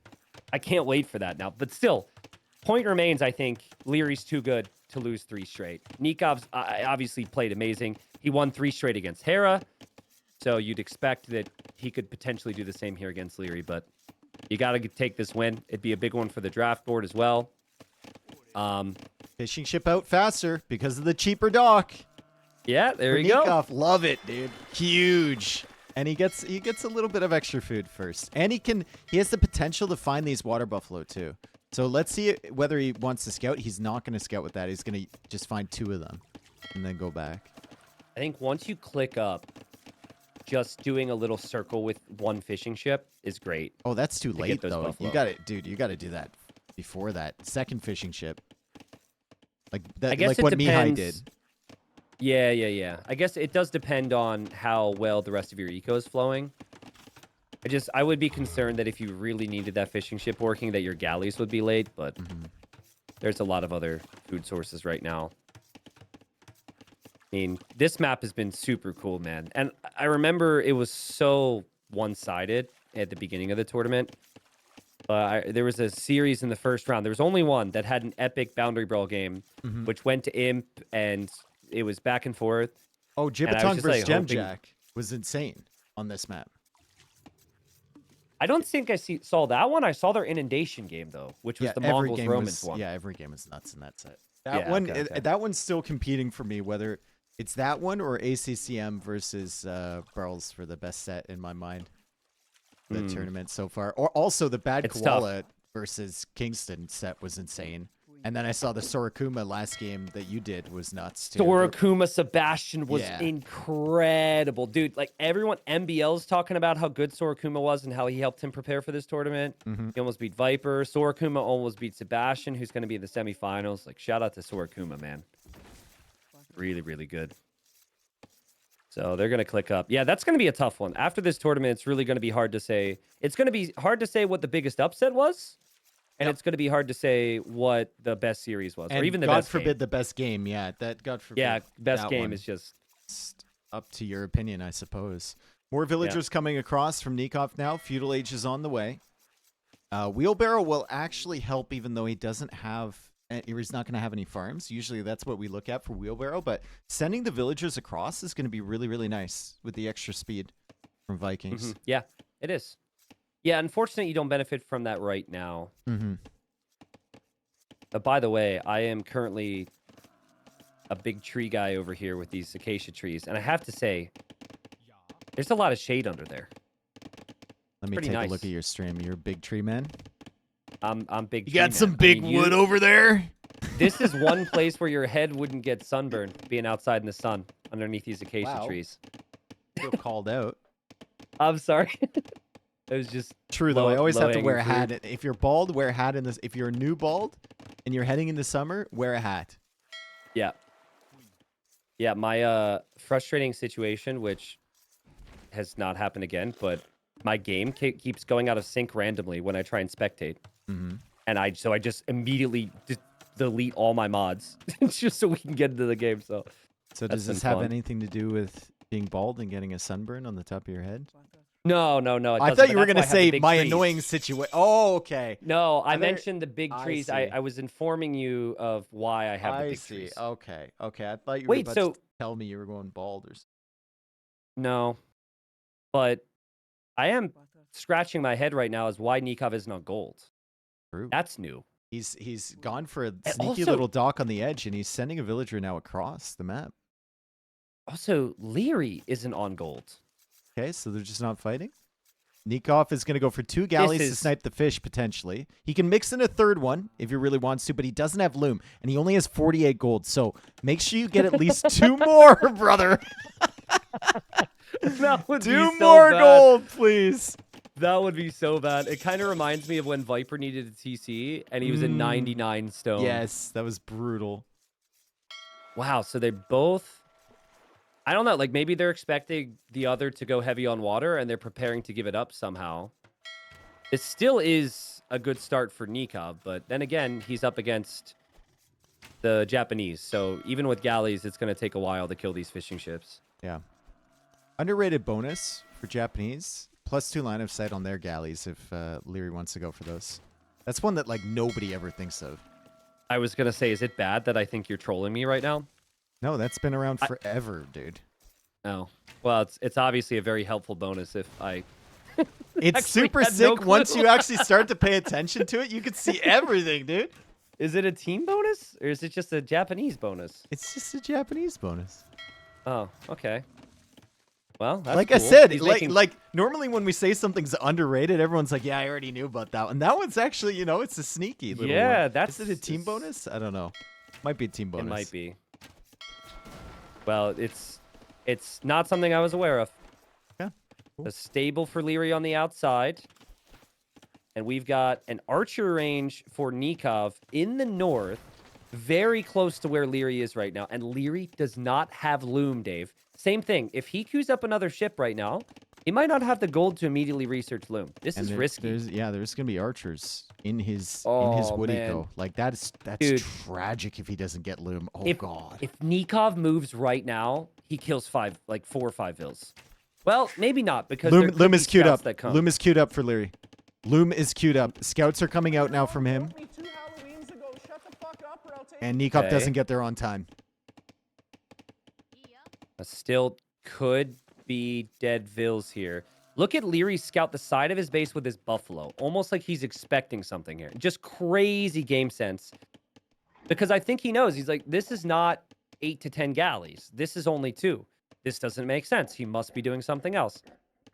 I swear, if that buffalo scouts the range, that is absolutely ridiculous. Oh my god. He disappears. Now, whether Liereyy realized that it disappeared, it's not going to matter now. It's not going to matter because here come the archers with fletching onto the wood line. This is huge from Nicov. He ignores the villager on the range. He can kill that later. He's going to take these ones, and Liereyy doesn't realize right away. Fletching is in, dude. Fletching is in. And there's so many other things to worry about. And Nicov finds the perfect spot. Just an absolute jackpot. So slaughter these vills. This is after he slaughtered the fish. That's sick. And now Liereyy is to come over with scouts. And I don't even care if these scouts kill the archers now. Because now Nicov will know that there's scouts out the map. Dude, he can sit in the acacia trees and maybe go for a palisade wall. Yeah, there it is. He could just sit there and make himself a little nest to sit in with the is archers. so good That's for Nicov, so man. sick, bro. He's got to be That's careful. So sick. But he's gonna wedge himself into the trees again, and he's gonna use the trees, the house, and the archer range from Liereyy against him right now. No way, dude. That's so annoying if you're Liereyy right now. It could have been worse, but he can't hit them. No, with all the scouts. Might lose all the scouts here if he's not careful. He needs to wait for the skirm. That's Yikes. so good from Nicov. Meanwhile, Liereyy chasing away the fishing ships. Nicov has 10 villagers in the queue, so if you're thinking he doesn't have any food, he's got food. Yeah, it's just he's just panicking a little bit blacksmith as he's is going still for the denied. kills. The blacksmith is Small still thing denied here. from Liereyy. I think Nicov lost a villager to a rhino or something somewhere. Yeah, I don't know where. He did. He lost. I just a villager know it somewhere. happened. But Liereyy just lost a villager on the cross to the galleys. And Lierey's now being vill rushed by the Viking villagers, which he can't run away from in the middle. And yeah, there's still the galleys to contend with. There's going to be fires out there as well. There's 1,000,001 things happening right now. So dude stuck Lierey's in the still middle. not noticing the middle. Oh god, he does finally notice. Although the TC can't hit until the villager stops, and he does. So villager dead. Oh my Nicov God, about to dude. click up. He's about to click up to Castle Age, and the villager in the north has been walled in. Yeah, I was just going to say, like, how many things just happened? We had villagers going down in multiple areas.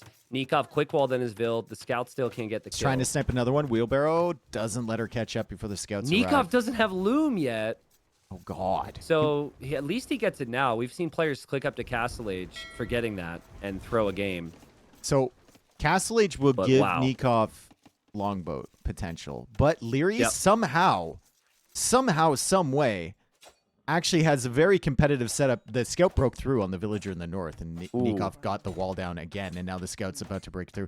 Somehow, some way, Liereyy is up to Castle Age as well. I'm still somewhat okay with this if you're Nicov, because the reason we talked about the maybe bad outward strategy is because it's all about longboats with Vikings. You want longboats, you want a boom.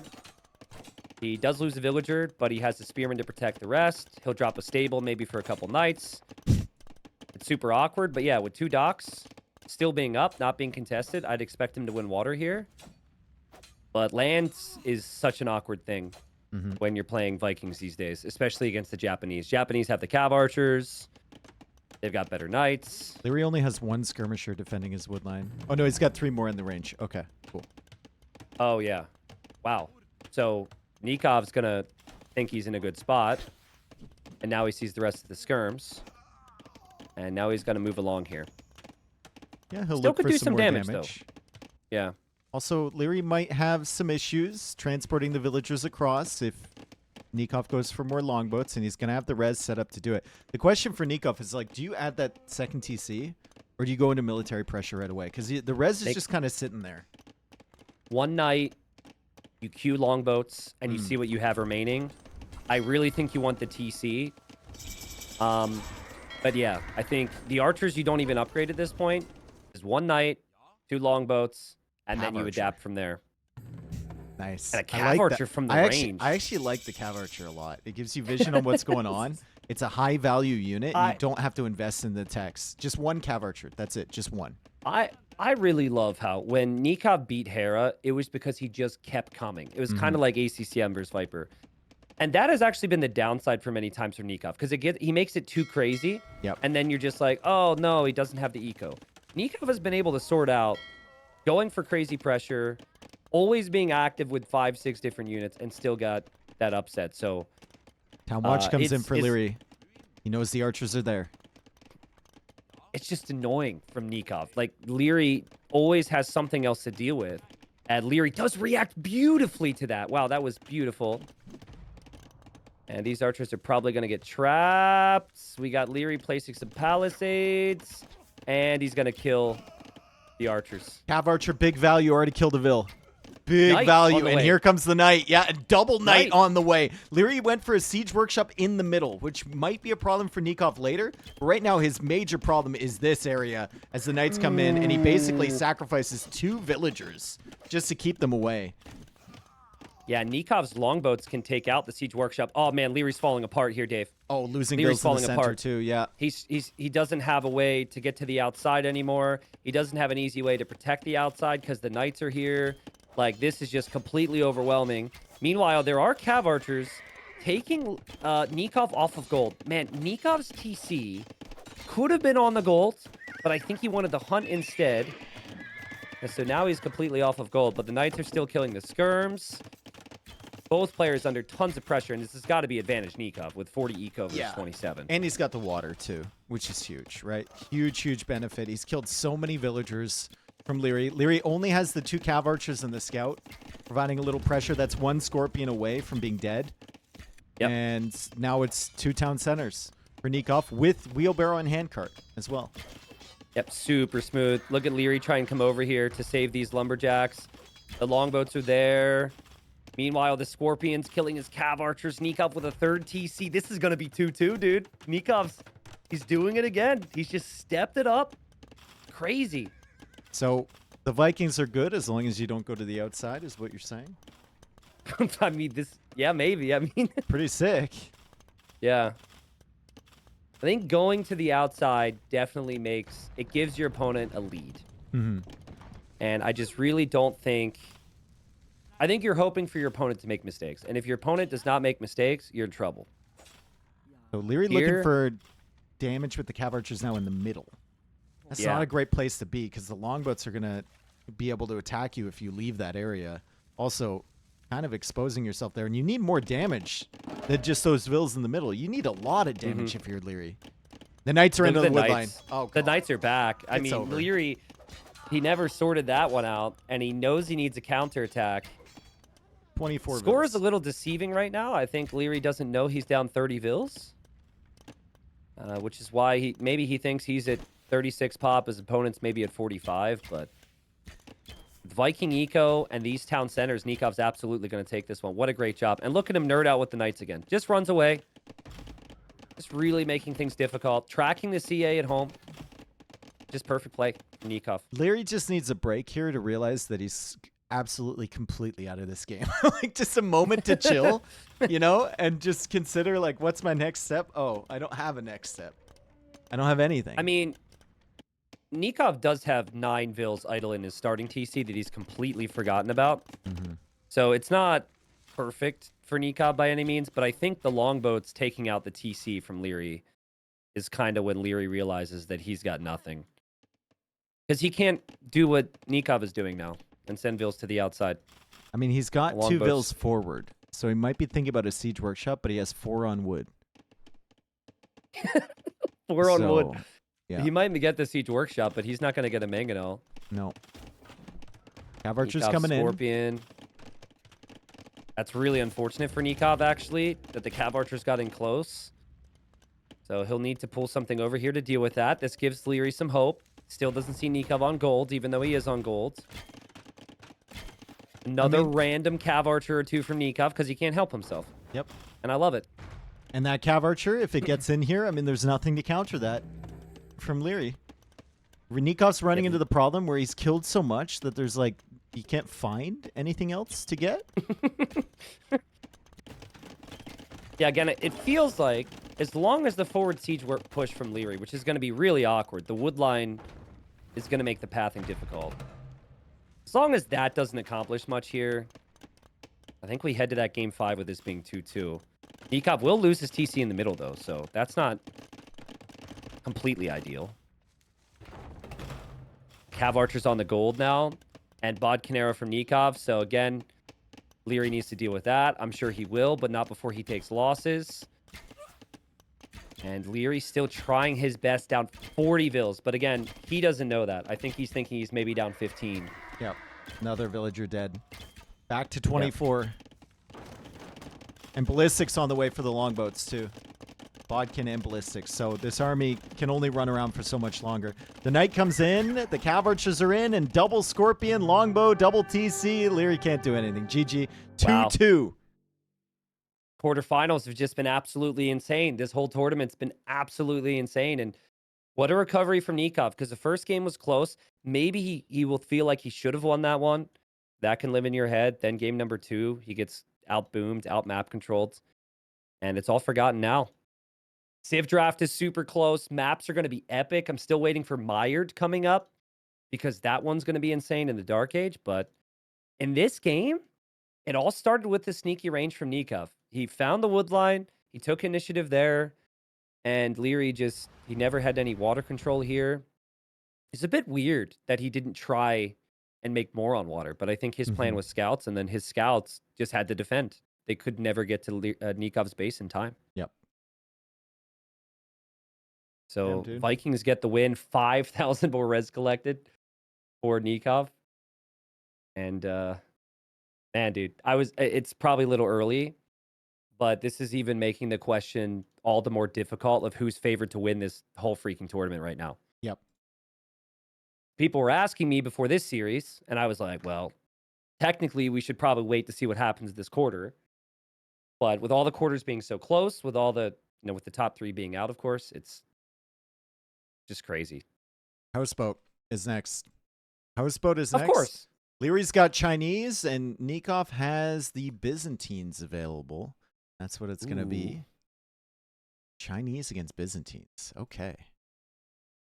So final maps, obviously we have that coming up. So it'll be Mired, which is nuts.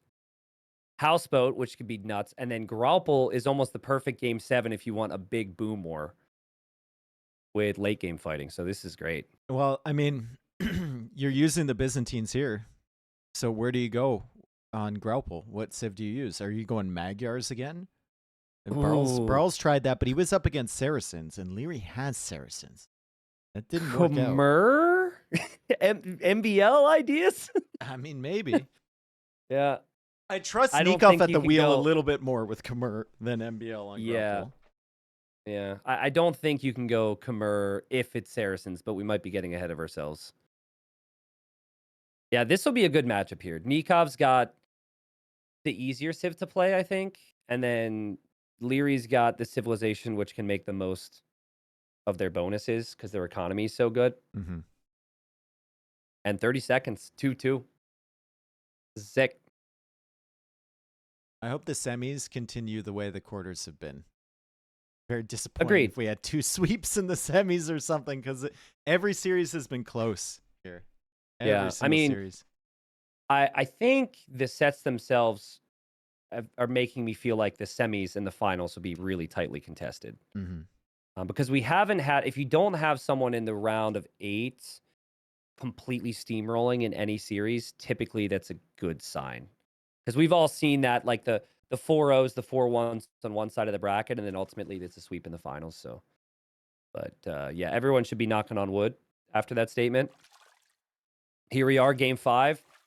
Chinese for Liereyy on Houseboat. This civ is already sick on most maps. Yeah. But then you get the instant food with the shorefish.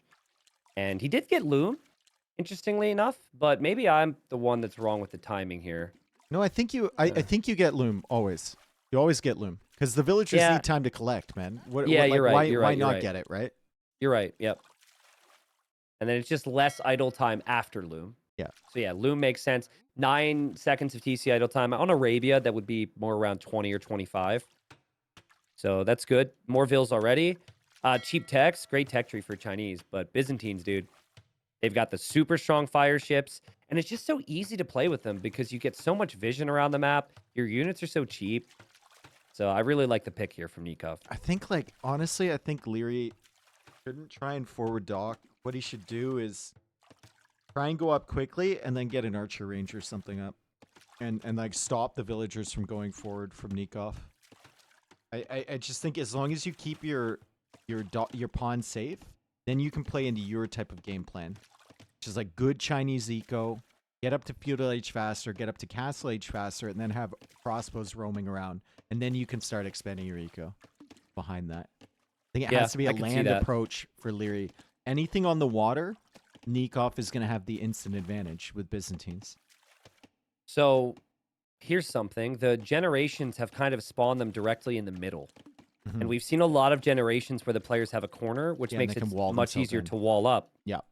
So this is fairly open. Obviously, you could still wall. Liereyy could wall all the way to the right side, maybe. Nicov can easily wall to the left. Yeah. Yeah. But I mean, it is more open. And so sometimes players get caught into the feeling of just full walling, and then they don't focus on other things. So it's just something I've noticed here. I just don't know, like, you only know about your own map, and you also only know so much right now. I think it's hard to make a full strategy switch, just hoping your opponent's going to have the same. I really like the fact Lierey's gone for that forward dock. Agreed. Really, really like that. It's, like, you can't let Byzantines get a foothold on your pond. It disrupts you way too much. And then you have to invest, like, maybe every 5 fires, you have to have a 6th one to counter the Byzantine fire pressure, right? Or you have to have extra repair villas. You have to be way more attentive. It's just the extra fire rate is so devastating when you're trying to just defend. And then if you try and attack them, it also benefits the Byzantine player in defense. If you're Chinese, you just got to keep them away. Have a big stick and keep them away from your pond. Did you know that in the patch notes, when the devs added the TC line of sight for Chinese, they said they did it for Houseboat? They did not, but okay. Oh, you're supposed to say they did, and then I was... Oh my god, dude, what?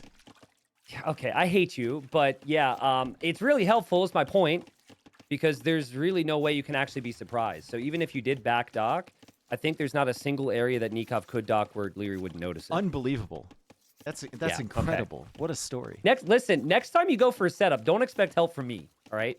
You are my setup, dude. I know how you're gonna react. I don't need you to do anything. You're expecting me to Dude, play I along literally with just you? set you up.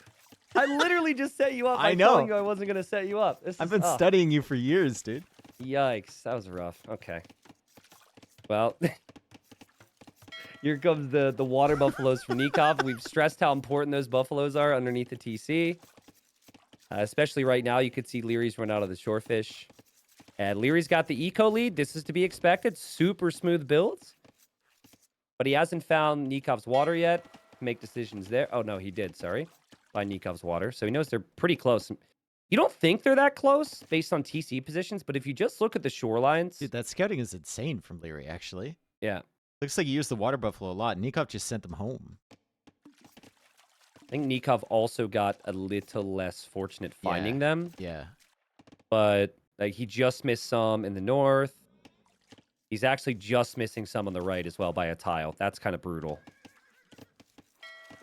They are important, but they're not really a standard res, right? They're just scattered around the map randomly. And both players are up now. So, yeah, it's tough. Like, Chinese have the eco lead, so you kind of want to pressure it. But we've seen it be very difficult to surprise the Chinese.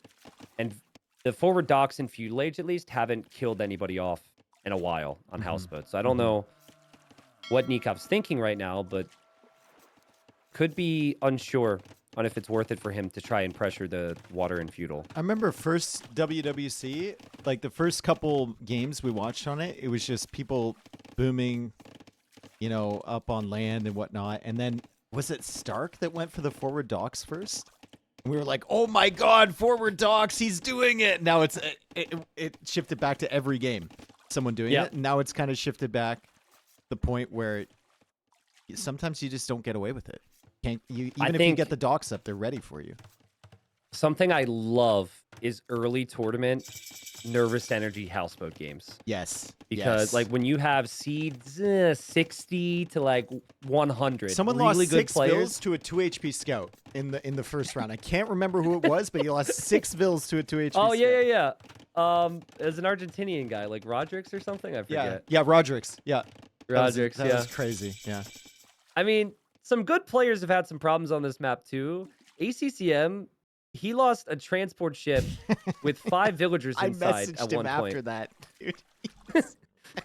I messaged him. He said, now I know, Dave, can't repair transport. I'm like, no, dude, you just need a hotkey. And he's like, oh.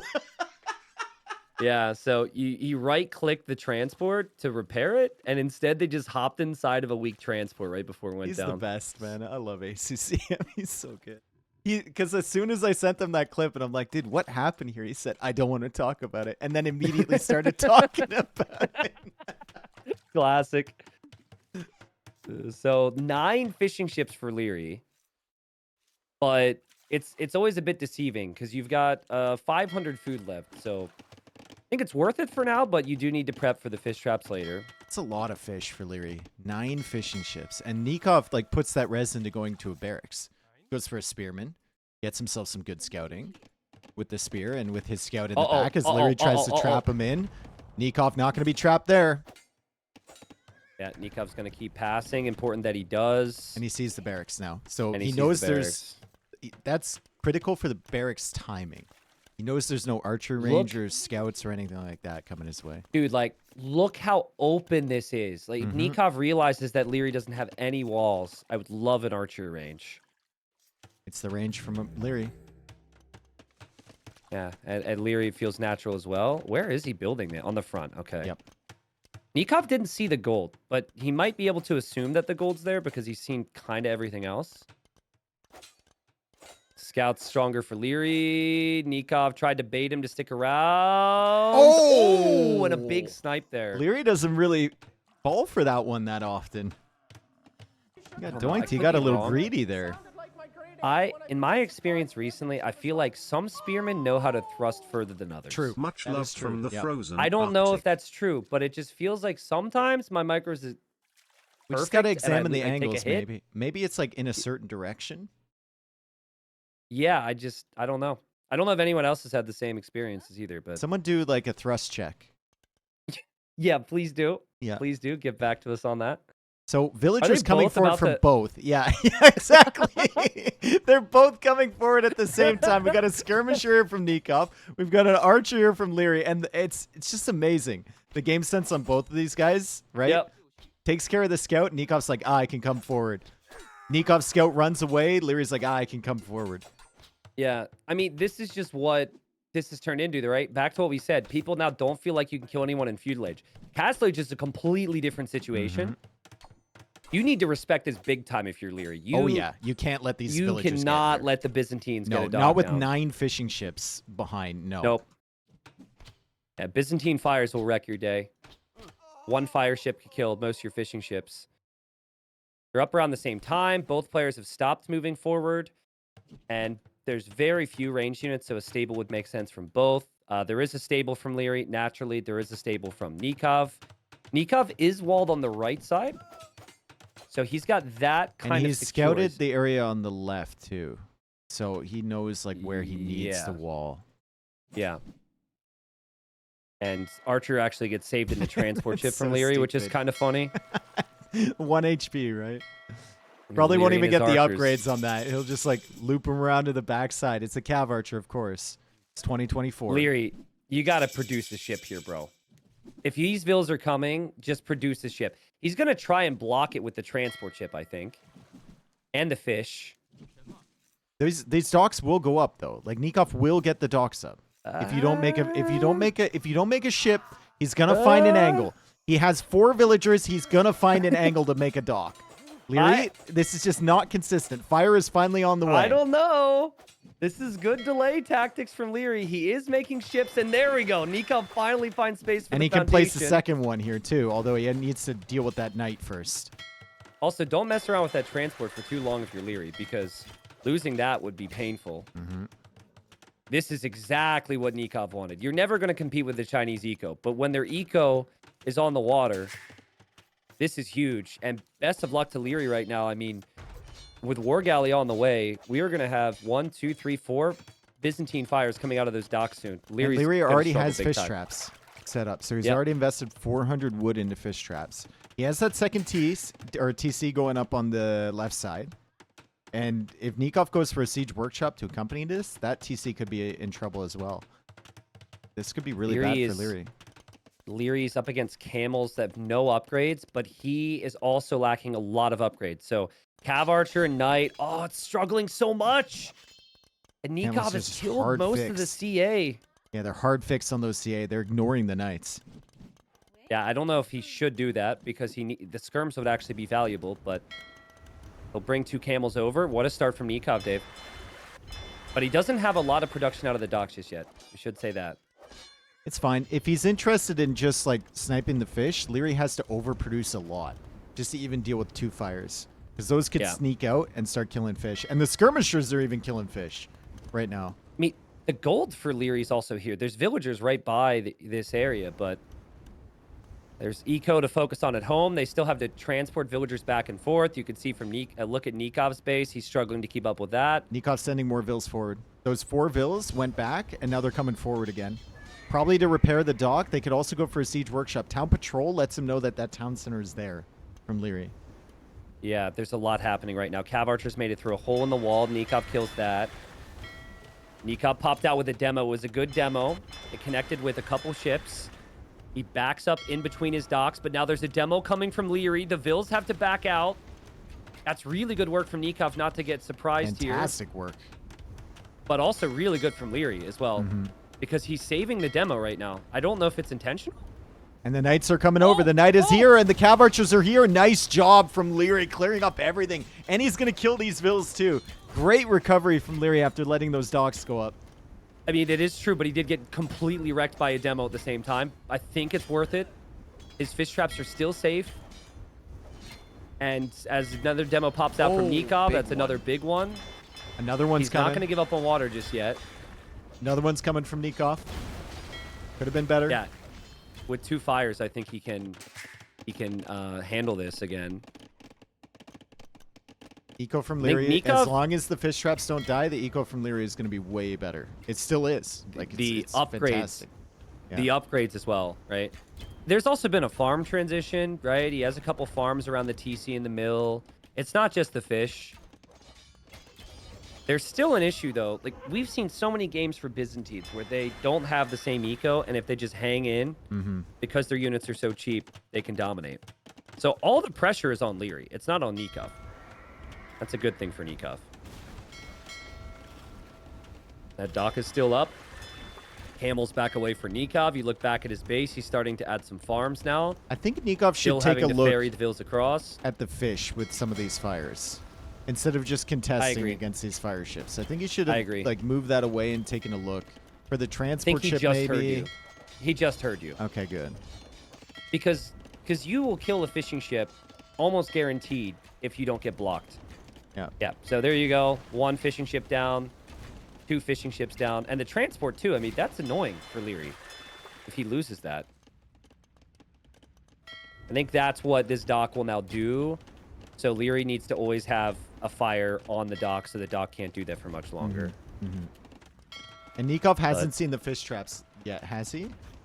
Oh, he saw that. He saw one set up. He saw one with the skirmishers before. Okay, so he'll see that. I don't know if you could take out a fishing ship or a fish trap faster. But I think it's pretty close. You could kind of go for either there and be happy.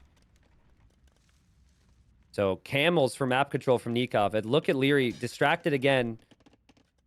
There's a lot of weak camels in there. He does notice.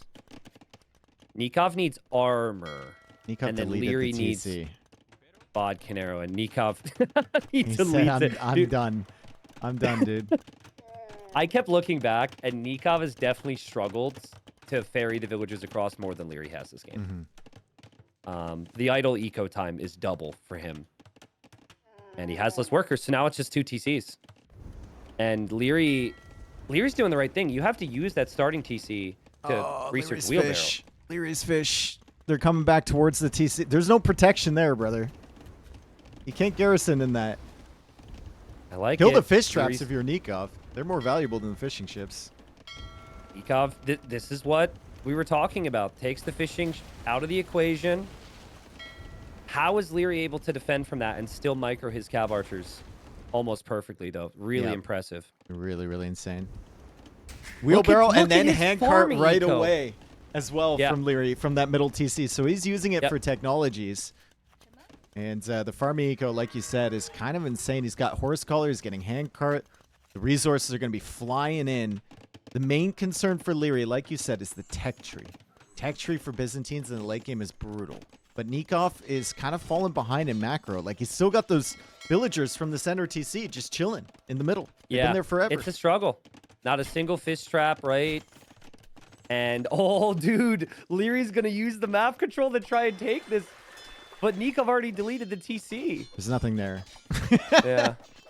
That's pretty funny. I mean, it's still a good move. There's still fishing ships. It still controls the shoreline. It's It's not easy to get to this point, but it just feels like Liereyy is in an absolute groove right now. Yep. Again, I'm seeing 23 farms in the south of the map. And on top of still being able to move out across the map with the CA, handcart's already in. Nicov doesn't even have wheelbarrow now. I mean, this is not getting closer right now. Liereyy just it's not like his Nicov. lead. 4th TC as well for Liereyy. Yeah, it's not like Nicov isn't spending all of his resources. He isn't bringing in enough compared to Liereyy. And he didn't have those extra fish to help him out earlier either. Yeah. What a series, man. These quarterfinals have been crazy. Nicov maybe getting to the engagement he wants. Scorpions with monks, with some camels could take a good fight. But almost feels like Liereyy, okay, loses the knight there. A little sloppy. Almost feels like Lierey's okay with backing up here. He could just back away. He did drop the forward dock. Nicov has to respect that. And I wonder what... Well, Nicov needs good engagements right now. If he could find good engagements, he could still maybe match the... He might be able to. He's going to be able to heal up these camels. Like, if he charges the cav archers, takes damage with Byzantine monks, he can pull him back, heal him up in like 2 seconds, and then take another fight. So this is a really, really tough battle for Liereyy to win long term. He's going to have to just keep retreating. It's super tough. There's been many instances in this game where maybe people would consider it miss micro, but it's just because of everything else that's happening on the map. But Nicov has more recovery to do in that regard. Still no armor upgrades and no bloodlines. Liereyy is no longer scared of these monks and these camels. He's about to click Imp. I wonder if he'll do it from the starting TC. Still no Bodkin, which I think he assumes he has right now. He definitely assumes he has Bodkin, 100%. 4th TC, or rather 3rd TC for Nicov because he deleted the one in the middle. Poor Scholar on the way. Still no wheelbarrow for him. The eco upgrades are insane. Liereyy is taking advantage of the Chinese tech discount, and the camels are now healing at a really, really fast rate. I'm laughing because Liereyy clicked Imp in an outside TC. Oh, no. Oh, that's, yeah. Just like, obviously, if you could think about it, he would go back in time. But I guess he's just gotten really used to using the transport ship here. It's not what you would want to do. But you also don't want to delete the TC without researching wheelbarrow. I think that's fair to say, which is what Nicov did. I just don't know if Nicov can push up this hill right now. Even though the castle's being built with 4 vills, I think there's just enough resistance from Liereyy to make Nicov think twice about that. And that castle's going to go up. Imp is going to be in. Bodkin arrow's on the way. Even just Imp upgrade cav archers is going to be ridiculous for Nicov to deal with. He's so far behind with numbers, and he hasn't clicked up the Imp yet. Yeah, he should be up soon if he uses the market a little bit. He's going for more ranges. Going for more ranges. Do you keep going cav archers like long term with Chinese? I don't know. I think you can. Yeah, I think you can just out. There's a timing here against camel, especially, but also skirm, where if you have bracer, you just kill the skirms anyways. Imperial H is on the way for Nicov. If you're an Imp 2 minutes faster than Nicov, Nikov's going to really struggle to get value from the skirms. Unless he's got full Castle Age armor, and he doesn't have a single armor upgrade or more than 3 skirmishers right now. Well, the cav archers are looking for a fight against the camels. So that'll give him some time to build up some skirms. Nicov is coming forward with vills. He was thinking castle, I think on that big hill in front of the goal, but now he sees Imperial Age come in from Liereyy. Ballistics is about to kick. It's not there yet for the Scorpions. And he's pushed him away somewhat, and he's just going to go for the castle anyway. Don't try and place a castle with a Scorpion on top. We learned that in the other sets. Earlier. They get bugged, bro. By the way, there we go. I mean, I don't want to, like, whine, but I really hope they would fix that. It's skirms, monks, scorpions just do that, and it's not happening here. Castle's on the way from Nicov. It's maybe the castle that could give him a chance in the game, but he's just going to lose everything, dude. Yep, and that castle... He's going to lose everything. That castle isn't going up. That castle's never going up. That castle's never going up. The castle from Liereyy should go up, though, that he places right next to that heavy camel on the way. Nicov gets completely denied at 69%, and he calls the GG. Wow. Just a straight up execution win from Liereyy. We know that the Chinese should have the better eco on paper, but this map is difficult and it got messy. There were forward vills and forward docks, and he just was flying in Castle Age. It was so impressive. I think Liereyy just I don't know. Nicov got stuck, man. His macro just couldn't keep up with what Liereyy was doing. Lierey's macro was insane this game. Yeah, that's what it was. I think like just transitioning into all the upgrades and the town centers and the armies and everything it's just like, even though Nicov had the fires and he had the camels and it looked good initially, he just kept looking at the Vil count and the upgrades from Liereyy, and it was just so much better. And we simplify Houseboat when casting. We talk about how you should maybe not delete your starting TC, but that's an absolute pain in the ass, and it takes you away from other things. That's why Nicov did that. Liereyy, on the other hand, used it for researches and was able to manage his eco a lot better this game. So nice bounce back. I mean, might have been a little bit of worry for Liereyy after losing 2 straight, but now Nicov has to win 2 straight to stay alive here. And we're looking at Mired. He's got Goss. We're looking at Graupel. That's the question. Graupel. Dude, we got some sick maps here. I think you have to go Mired right now if you're Nicov, because Graupel, there's a lot of things that can happen, and it usually goes late. Yes, and there's also questions, right? Like, does he pick Portuguese or Saracens or Hindustanis? All of them are decent on Graupel. You could see Saracens picked on Mired, which would be a relief, because then you could go Magyars maybe on Graupel. True. But Graupel will answer more questions, or sorry, Mired will answer more questions about what civs are to come than Graupel will.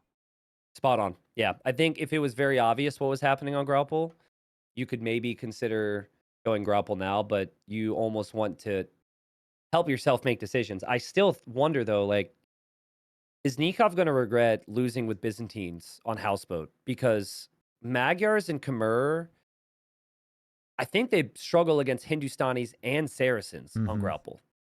Like, both of those civs are really solid there.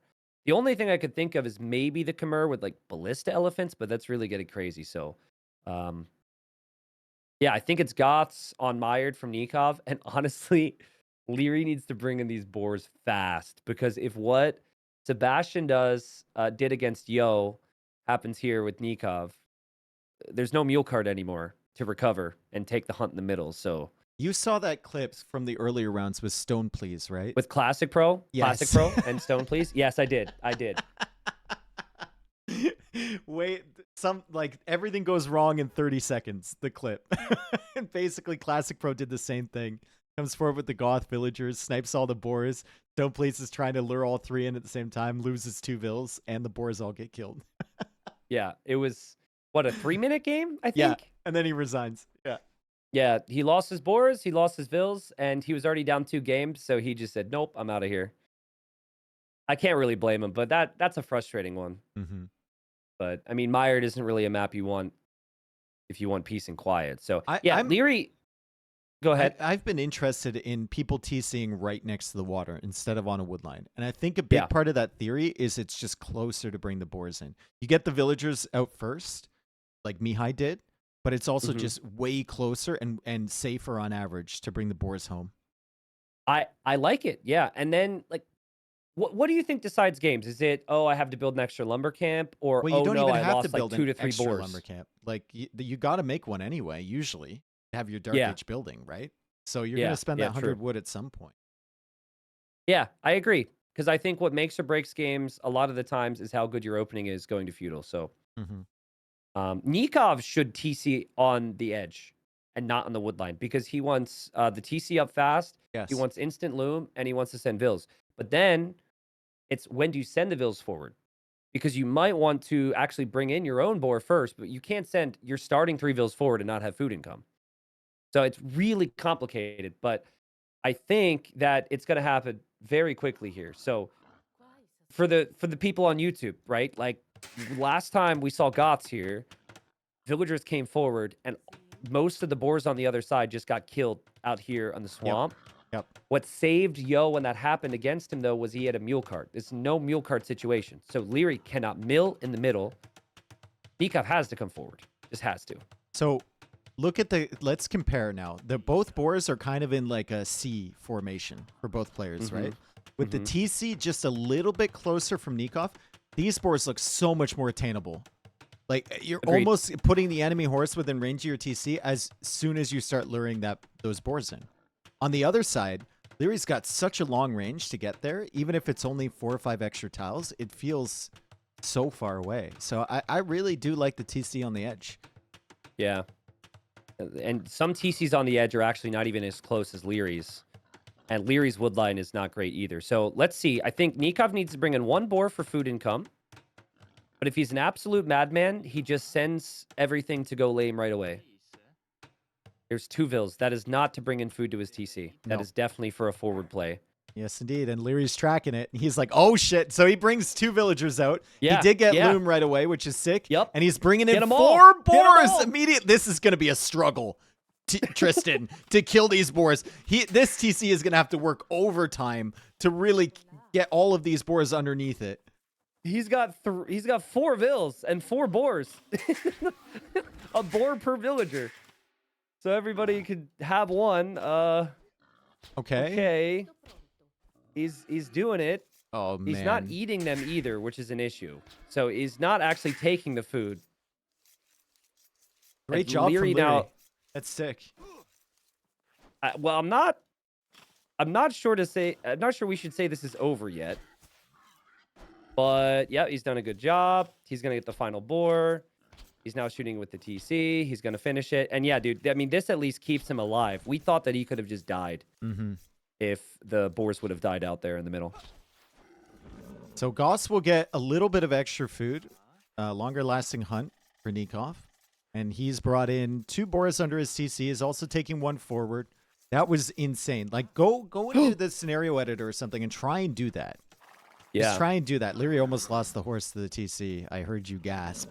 But you will lose your entire economy if you try to do what Liereyy just did. That horse is actually weak enough where if Nicov recognizes it, yeah, he can. Any block attempts, the horse just dies. Yep. So and there is going out for a boar now too. Nicov has a villager behind enemy lines. Yeah, walking away. Nicov is going to be annoyed with himself. If this gets taken, Nikov's going to be really annoyed with himself. Another villager from the north. He came from nowhere. Yeah. And he's looking for boars. I don't think Nicov had full vision on the fact that Liereyy brought them all in. I think this might be like a barracks guy or a laming the hunt into barracks guy. Liereyy just walled in a villager to try and save it from the boar and almost ended up losing the villager at the end of the day under his TC. Still 5th boar coming in for Liereyy. That's impressive. I think this is to lame the hunts. So Nikov's going to go shoot the deer and then eventually build a barracks and try and stay behind Liereyy here. So one thing, props to Liereyy, he actually got Loom. So many players are so stubborn and they don't get Loom. And we just sit here saying, why didn't you do that when they lost 2 or 3 vills? So it was incredibly skilled, but the fact that he snagged Loom was just a safe play, which is what you need when things get crazy. Okay, so Liereyy came out. He was looking for the hunt, I think, or berries with his villager, and Nicov is actually going to find that. Now, Liereyy will see that hunt is being lame, which is actually good because now he knows that there's a villager potentially going for like a sneak range or a sneak barracks or something along those lines. It reminds me of how MBL played a game once.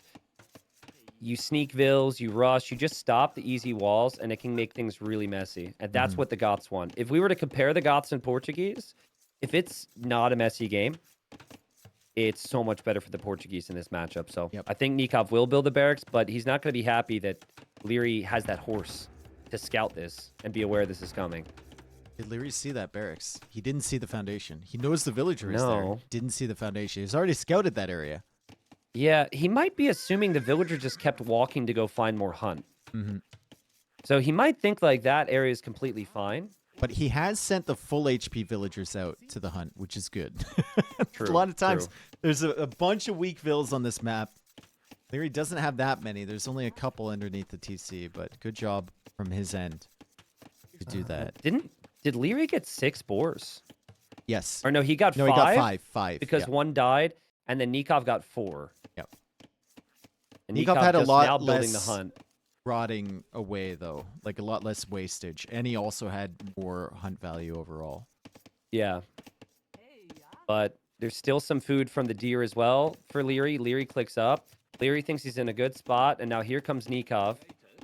This is going to be tough for Liereyy. He doesn't have a scout to defend or block. His horse is far away. His horse is weak. And this is the harassment that Nicov wants to take us to a game 7 here. Now, you got to click really fast if you're Nicov, or you just switch targets. Liereyy gets the walls down. And Nikov's just going to move back to the other vills here on the mill. Yeah, he denies the food income. So the food income for Liereyy is not looking good. Like, not Great. looking good at all. 86 food. As you're going up, you only have 1 villager in the queue.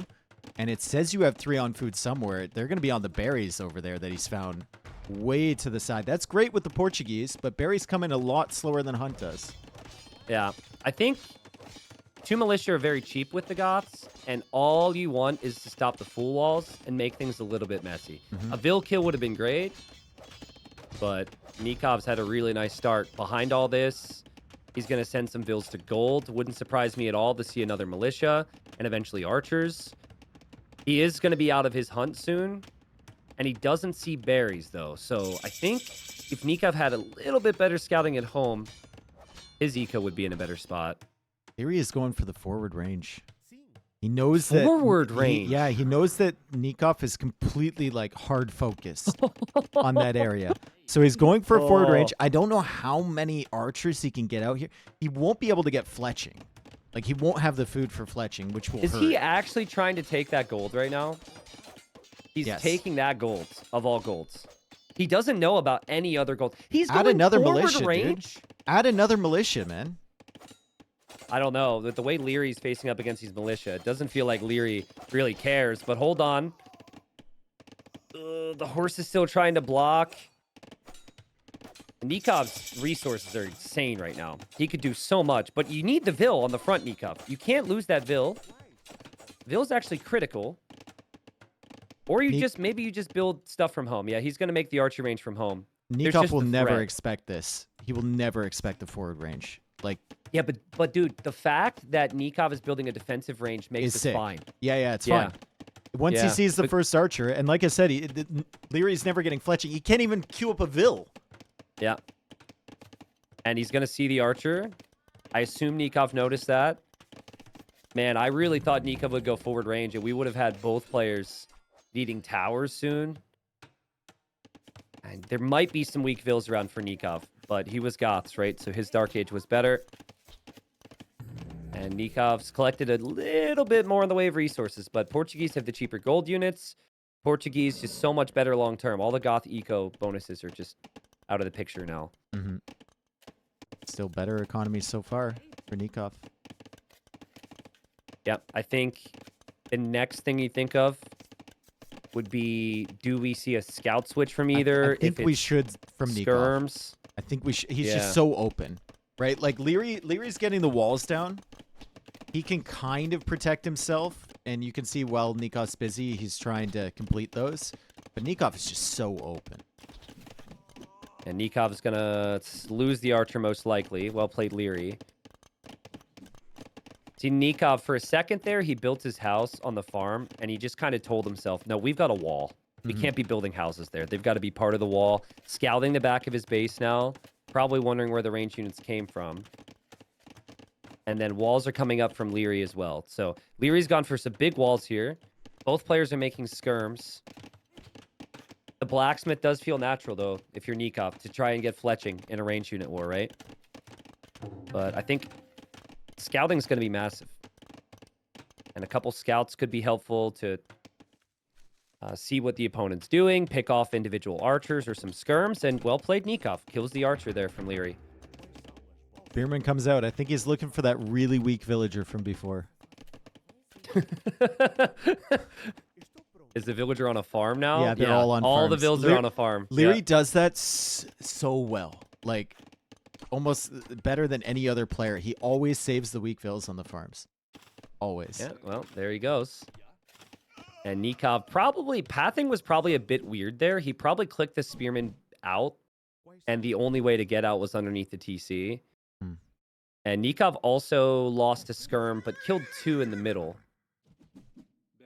And this is going to Castle Age, man. I mean, it's been really intense Dark Age by normal game standards.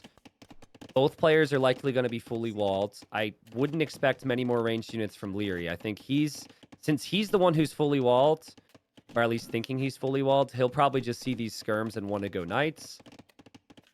Almost feels like a Goth Cav Archer game. Okay, so there was a rule that I mentioned earlier, and it's the number one rule of everything. Yep. Yeah. What is that? Don't let the Goths boom. There it is. Even with Portuguese, even when you think the tech tree advantage is mine in every single way, it can still sometimes surprise you. I think a rule we forgot to mention is click a Vil behind your walls. That is good as well. Because Liereyy might think he's walled right now, but this could become a problem. Also, make sure it's a full HP Vil because there's wildlife. We don't want another backed incident in Wonder Warriors Cup 1. I mean, that's a bad one, dude. Nikov's got a big hole there, too. That sounded terrible, but Nikov's got a hole in the back of his base there, too. Also, and this is way more important, can you build in that area right in front of the TC if you're Nicov? Because if you can't, Knights can go right past You can build your along TC. the shoreline. Yeah, you can wall along the shoreline. Yeah, but that area of the shoreline, can you build a gate? Yeah, you can wall there because you can put a dock on it. Yeah, I think you're right, but if that's the case, then Nicov needs to wall that up. I like the fact he's stalling out all the farms at the front of with the base. Yeah, and he's also chasing. The random spearman. Come on! Oh, man, so we needed close. If only he was the range thruster. If only he was Japanese, dude. Yeah, we needed the long thrust. A little bit faster. Jeez. If Nicov ever gets to Huskarls, which we're probably pretty far from, that barracks will become a factor. Units will eject out the back and start to bust down the walls and be annoying. It's double stable for Nicov, so it's going to be double stable. They both have holes in their wall, and Nikov's horse. Hold on, Nicov kills Lierey's horse. Liereyy, I forgot he had the horse. You've got to check to see if you're walled with the horse. Oh no. Dude, what? Why does Liereyy just assume that that's okay?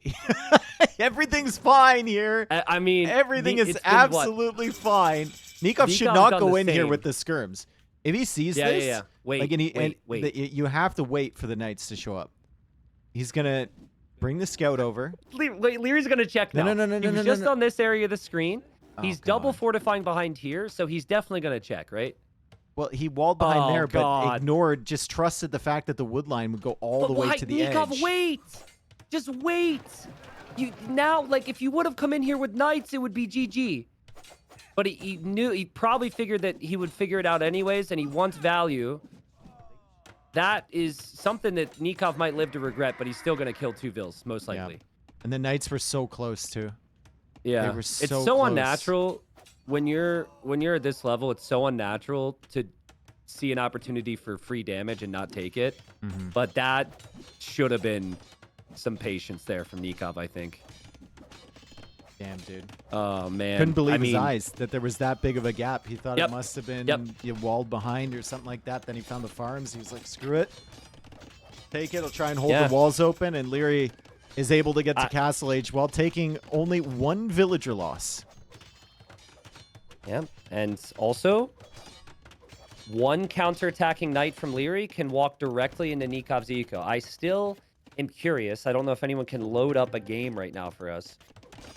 But I just kind of want verification that you can actually wall there. Because if you can, that should be gated and palisaded the whole way through for Nicov.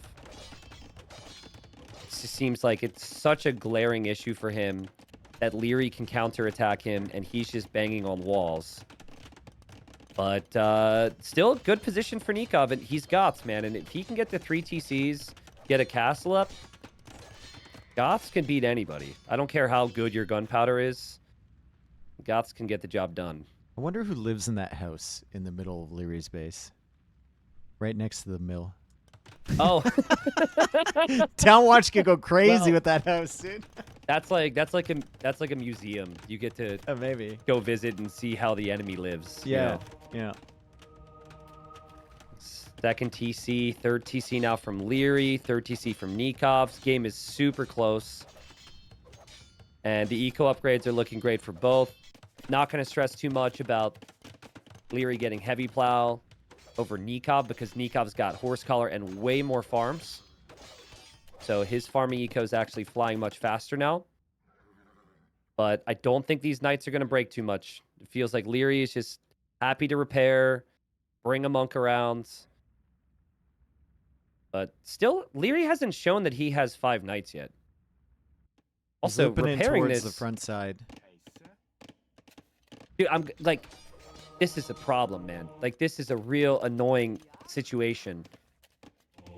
And okay, he sees it now. The knights go through, and Nikov's gonna lose a villager to that, but he needs monks around.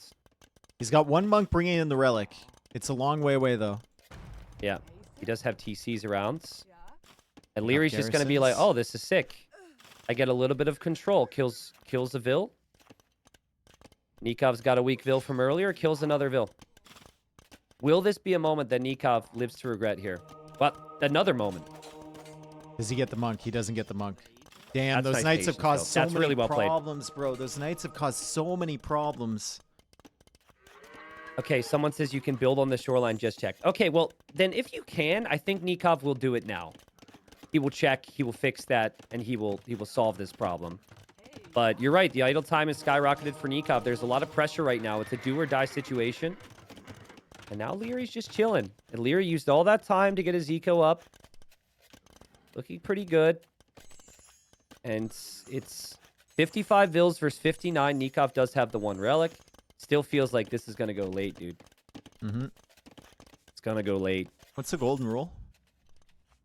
Don't let Goths boom. Don't let them boom.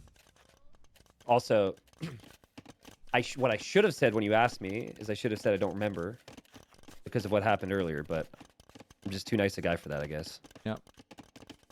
You remember every AoE game ever, dude.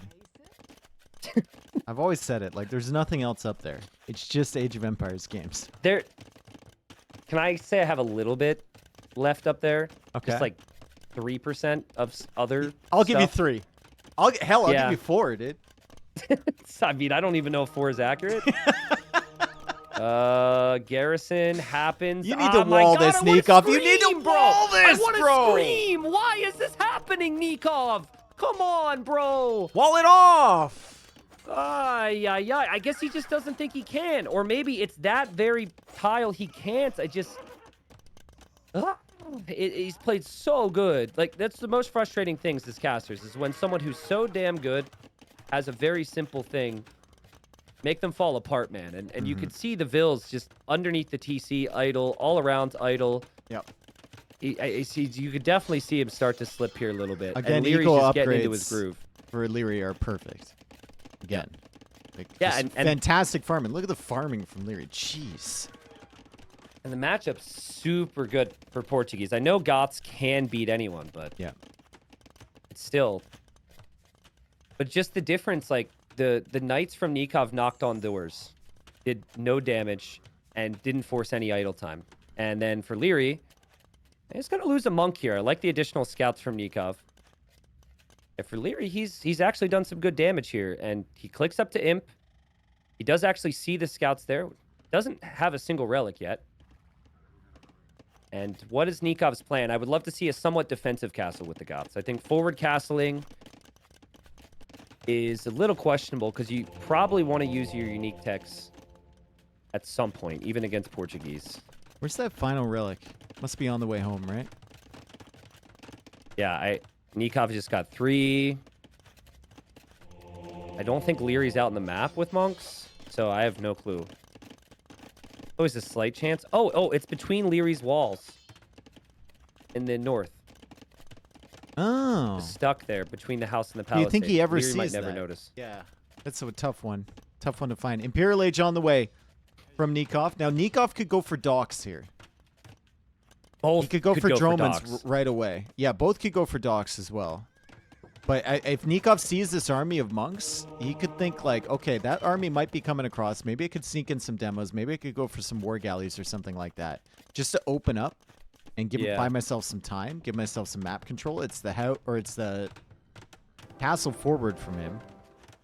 Love that castle on the other side. Not the biggest fan of Nikov's castle, but they're both doing the same thing. They're just trying to secure more gold. And if Nicov holds that position, there's endless gold, it feels like. Mm-hmm. And then Liereyy gains a big chunk of gold there, too. Dude, this game could be nuts. We have 40,000 gold left on the map. There's limited stone compared to that, but so much to work with. I would love to see one their resources from Nicov. Oh, you know how it goes, right? They're both not going to dock. And then as soon as one person docks, the other person will dock, and then it's going to be 6 docks for 6 docks all of a sudden when they didn't care about it before. Yeah. Yep. Okay. Anarchy is in. The barracks is still in the back, Tristan. Oh. The barracks is still in Lierey's base. Listen, you could make so many Huskarls in there. Yes. And then just delete the barracks and bust out of those walls so freaking fast. Mm-hmm. I don't know if Nicov deletes that little palisade. He could also send units into that tile to take out the walls. Yes. I don't even think Nikov's thinking about that. With the correct waypoint, you can send them just out of the corner there. Oh, true. If the corner piece isn't walled. Oh, all the light cap get converted. That'll be a little bit light annoying. cap? Well, I mean, Lierey's got to respect this. Nicov is going to castle that area. I mean, he can't Palisade walls, please. Just don't let them in. Please. This has been They're going in, dude. So many times. He doesn't have a barracks at home. I just want to scream. I want to scream. The castle with ballistics would be fine, though. And Liereyy is not really going in. And Liereyy is defending from the knights. The barracks is producing Huskarls, Dave. For as criminal as maybe it has been for Nicov not to wall. I think in this chilla game, Liereyy needed to get rid of this barracks a long freaking time ago. Arquebus already in, though, from Liereyy for his hand cannons. Yeah. That's kind of sick. The thing is, though, like, a full healthy spam of Huskarls can still kill hand cannons, in my opinion. Mm-hmm. They have to be elite. And you do need a lot of gold. I'm noticing Nicov doesn't have a ton on gold. You get that Huskarl Droman combination for the hand cannons? Okay, hold on. There's a house built right next to that barracks. There's no way that Liereyy didn't notice it, right? He saw the flag. Surely he saw the flag. He needs to just drop a castle there. Is Nicov aware? He has to be because he garrisoned it, right? Yeah. He knows. Yeah. He's thinking. He's patient. Oh, man. There's also a hole in the back of Nikov's base still, just like Liereyy had earlier. The way that you eject these, you set the waypoint diagonal, and then you do it one at a time. Because if you try and do them all, they'll bug into the barracks, and you can't get them, like, they're, like, onto the barracks, actually. So many monks here from Liereyy, and he's cut off all of the pikemen. Yeah, all of the pikemen. What a death trap. The pikemen, I mean, I don't know how much use they're going to be in the long term. Elite Huskarl now on the way from Nicov. And they're out. They're out. The barracks. I don't know about deleting that, dude. I'd rather just kill the wall, man. You could have a constant stream in the back, but let's see if Liereyy notices this in time. Let's see if Liereyy notices. That's the last place you're going to look. Yeah, you might lose half his Lierey's doing a lot of other things. Liereyy noticed. He noticed. The frustration will set in, and he has to get units back there. Nicov has clicked them to the very back. I mean, he might have noticed, but there's still a lot of ills being feasted on right now from these Huskarls. Yikes. And there go more Huskarls from Nicov. He does need to get to perfusion so the units produce much faster. I mean, he's still trying to expand his eco as well. Liereyy is now down in villagers from him. I'd love to see I'd love to see docks. It'd be amazing, right? The Dromans, the demos, anything, just galleons even would be insane. And all this stuff is on the water here. It's all exposed. Nicov pushes over to the other side, trying to get more Huskarls in. He's still killing Vills on the gold at the back of Lierey's base. Yeah, and there's also, for what it's worth, a light cav killing Vills at Nikov's base. So we'll keep an eye on that guy. There's a lot happening. We have devotion now from Nicov. He clearly is just going to wait till he gets a big enough number and try and dive here. He doesn't. But I like the Cavalier edition from Liereyy. Yeah. Lierey's not stonewalled. Lierey's not stonewalled. Huskarls could go in, join their friends. Lierey's not stonewalled. What a frustrating situation. That's perfect for the Goths. Hand cannons have arquebus, though, making this very difficult. Hand cannons are expensive. Nicov's Goths. He doesn't care, dude. He doesn't care. He'll just run in. The KD never has to be good with Goths. It's just you simply outspan them. Look at the other Huskarls right now because the hand cannons were out of position. Bombard cannons. He loses one. One down. The Trebs are down from Nicov. Nikov's wood eco has not been good here.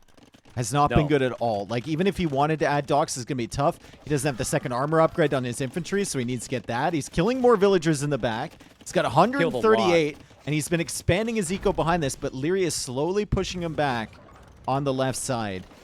The good news is you don't really need your castles to make your unique unit now. So losing that castle is not the end of the world. Liereyy, even though he's lost 41 vills, he just has this crazy comp. The interesting thing to me now is actually where Liereyy can get gold. He's got that back corner, and then he's got the castle to the north. That's it for him. He's got Fetorias as well. Did he build a Fate? No, but he can. No. Okay, but he can't. Yeah. I would say, and I know we've said it 16,000 times, but a couple demos from either. I think Goths get heavy demo. I mean, I think what's keeping Nicov away from the water is his lack of wood eco. His wood eco has been awful. And he did just lose a bunch of barracks. That's not cheap. Yep. It feels like Lierey's got all the momentum right now, Dave. I'm not going to stress over like 3-2 relics. At this point, I just look at comp and I look at position defensively.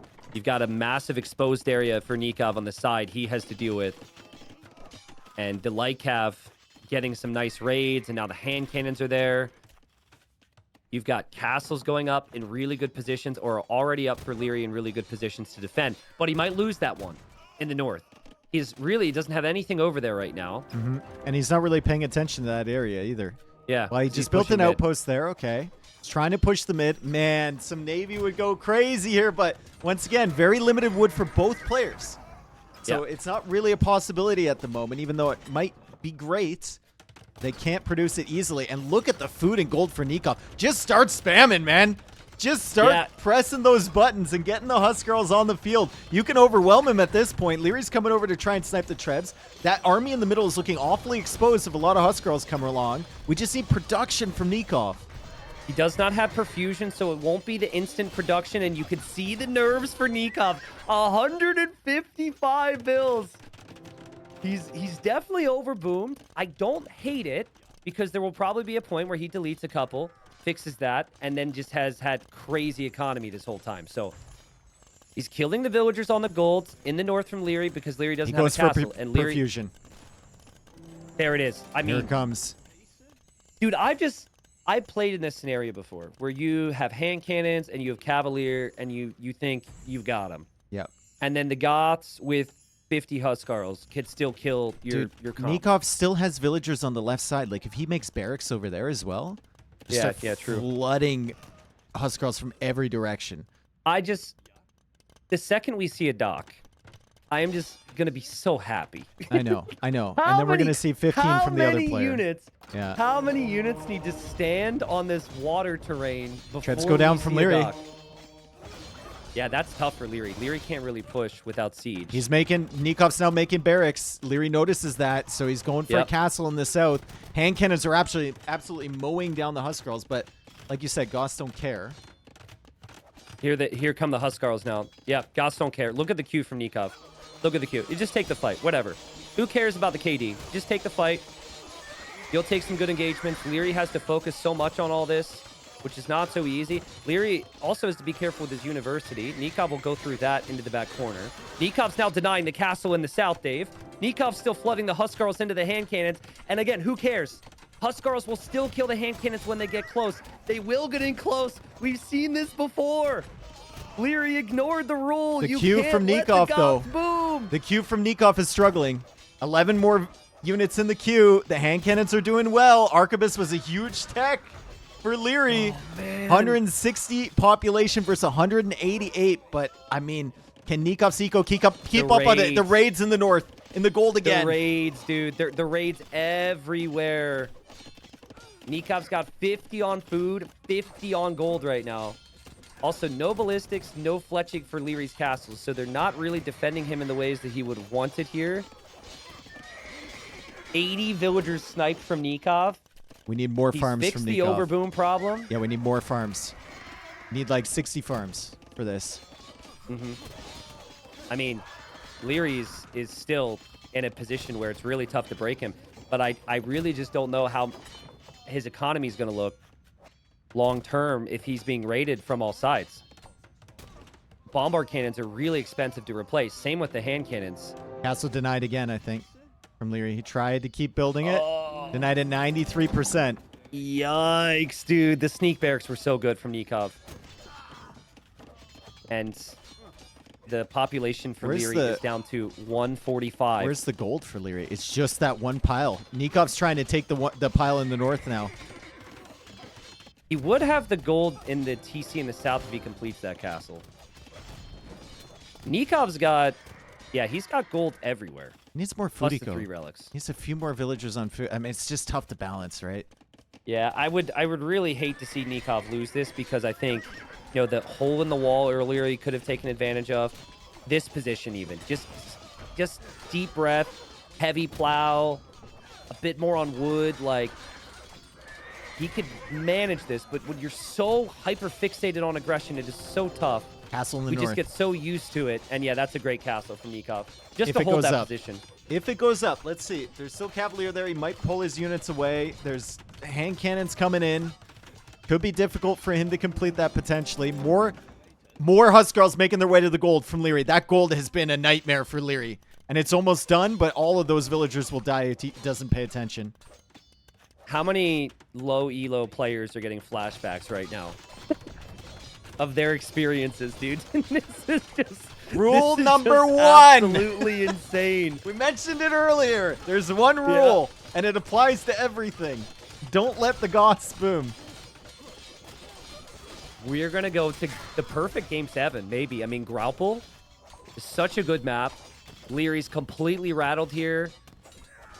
Nicov is taking down the castle with Huskarls in the south. Hell Who yeah. even needs siege? Why not?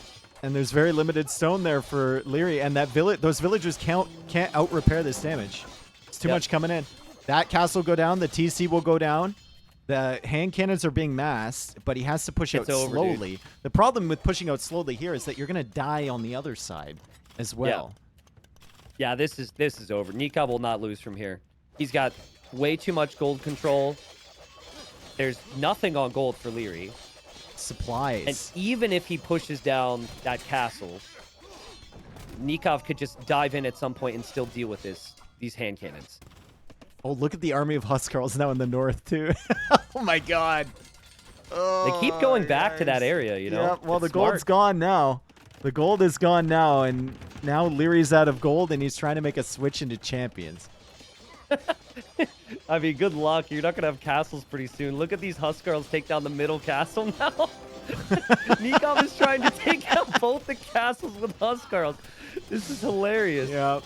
This is what everyone envisions when they say, like, why aren't Goths played more in pro games? This is what they think, right? But it's so hard to get to this point. Yep. And the castle will go down. So that'll be 1 castle to defend now for Liereyy when 3 hasn't been enough. He hasn't lost a lot of his army because the Huskarls have just been ravaging his eco. But Nicov should be able to get enough units out to take 1 big fight against the army now. With the eco lead that he has. He's going to build another castle in the north on that gold. He knows Liereyy has no gold right now. And he knows there's no Featoria set up because he's been in the base. Dude, what a fight. Like, so I saw situations when Nicov was against Hera that gave me flashbacks of, like, some shakiness where he'd start to fall apart a little bit, right? And my brain started going through the same things with the open area in front of his TC, which he is now gated, by the way, so we have our answers. And I just seen it all before. And in the Hera series, be careful with the hand completely cannons. turned it around. He's turned it around so nicely here as well. I mean, this is exactly what the Gops want. So Liereyy lost his market. So he lost his only way to get gold. He finally gets the two-handed swordsman tech. He's going to have to go for another market, and the only place he can put it in his base. The only place with room. And he's got 54 gold in the bank right now. Yeah. Yeah, there's like Tile with 195. Nicov can delete 200 units that he creates and still win this game with access to gold. I mean, the only thing Nikov's missing, in my opinion, is a castle in the south. We see some nice raids here from Liereyy. This is an area that Nicov needs to try and lock down. But he's still going to think about diving with the Huskarls into the main eco from Liereyy. The Goths just do not care. They don't care about your counters. They don't care about your swordsmen. And if the Huskarls get close, they can still. I think you don't even need to go after the bomber cannons. You go after the hand cannons. Yeah. And a singular drone in here would be amazing. You could force a fight in the center. Yeah, I know. You know, and palisade wall in front of the TC and. It's just making me nervous watching him feed all these units in here into really bad fights. It's a real shame. I mean, it really shows me that Nicov has really never enjoyed the full beauty of a heavy demo hit. Yeah. You know? Like, this is just asking for a demo, but remember, when it's a long series, you start to forget some things and you get really exhausted. This game is physically exhausting, mentally exhausting, just everything. And an example of that too is Liereyy not having like ballistics or fletching for his castles has certainly not helped any of this. I still think the second Liereyy moves out with his hand cannons, it just gets destroyed by the Huskarls. He can sit in his base, but unless he has Fetorias back there bringing him in gold, I still don't see an easy way for him out of this. He's hoping that Nicov tosses away units and then he has a potential to jump forward. Lierey's pop is certainly good and he's got a choke point to work with and Nicov backs away. Lierey's gotten some good raids in with Lycav underneath the castle. That'll be short-lived, but still some raids there. In the right corner, that'll be short-lived too, but still some good raids. And, okay, he's advancing out. He's taking a chance. He's taking a chance. Nikov's gonna fight this. The Arquebus hand cannons have 84 kills. They've been frying, and now the two-handed swordsmen are in front. Nikov's looking for a good fight here. Yeah, but when the swordsmen are gone, dude, when the swordsmen are gone, there's just gonna be so many Huskarls here, right? And look, they two-shot a hand cannon, and the GG's called. Wow. The flood. The flood, dude. I told you, man. There's one rule. That's it. There's one rule. I think it's a rare thing for Liereyy to have experienced right there. Having Arquebus, ballistics, hand cannons, cheaper gold units, two-handed swordsman, cavalier, all these things that should counter the Goths, and still getting completely steamrolled like that. Well, we have another quarterfinal that is now going to the 7th game in this tournament, on top of all the upsets that we've had, and it is for the taking. But I will say, we got to do some heavy speculating in a second on what Civ Nicov will go for, because I think Liereyy planned out in his draft that if he lost this, he would have 2 very solid options for the next one. There's the boom from Nicov. I mean, he didn't collect as much food, but the golden stone control. I think absolutely insane. That was a sick game. Always love to see the Goth Flood. It's so rare to see it in high-level games because you rarely ever get there. But Nicov did some good stuff early, even though the Knights got in and disrupted Zico. All right, we go on to Game 7. Another Game 7 in the semifinals. We only had one set not go here, which is insane. And now we have an interesting conundrum here, primarily for Nicov. I mean, Lierey's got Saracens and Hindustanis, 2 very good civs on this map. You want to play towards late game tech tree options, and they both have it. Both good boom civs as well, both good on water. And Nicov has 2 civs that will struggle in the late game against both of those potentially. Does he go for the Magyars and try for something like Burles did? Magyars and Khmer both have sick late games. But not against these 2 civs. Like, if you can get to 40 ballista elephants with like a Halb meat shield, I think you could probably push with the Khmer, but that's like so late and so tough. I just don't know. Magyars we've seen before, right? Like, we saw Magyars against Saracens. He's gone for it, dude. I can see it right now. He's gone for Magyars. So does the approach change? Burles went for the late game. He contested water a little bit, and he went late game tech tree, Magyars against Saracens. It didn't work out. Like, very clearly didn't work out. can you pressure in Castle Age instead? What about you go ACCM mode and you actually pressure in Feudal? In game You 7, go that's like really... game 7. Yeah. You go Vil to the side, make a stable, pressure the walls. Like, don't give Liereyy the full wall, wind, water, adapt, boom game. Try and go scouts early with the early range. I mean, what could have happened when ACCM played Viper was Viper would have been fully walled, or Viper wouldn't have Viper would have reacted a little bit differently. But the reality is, this has been a 3-hour series, and the best moment for Magyars is actually in Feudal. So it is a boom map, but I think you can't just play like Kevin adapt here with Magyars. I think you get overrun by camels and whatever the Saracens can do. Or Castle Age. Castle Age Cav Archers could be good, but it is definitely advantage Saracens. No question. This is sick, dude. Another Yeah. game 7. This is really sick. If Nicov wins this is his best tournament ever. Like, just ever. Yeah, maybe. I mean, maybe not if you include like 2015, 2016, but who in 2024 with how many tournaments there are and how good the scene is and how much money's on the line is going to compare back then. I mean, what a run too if he wins this. And if Liereyy wins this, then I think he has to be like the favorite going forward. This is just this one might determine our winner of WWC2 coming out of this. I could see both of these guys having potential. Anyway, game number 7. We're here. We got Saracens for Liereyy. We've got Nicov with the Magyars. Lierey's going to find his way over towards a woodline and a stone. That's a great TC for Saracens if he places it there. And Nicov is going to find just a woodline. Yeah, pretty good TC. They both have a boar close by, assuming they find it. That is actually the important thing.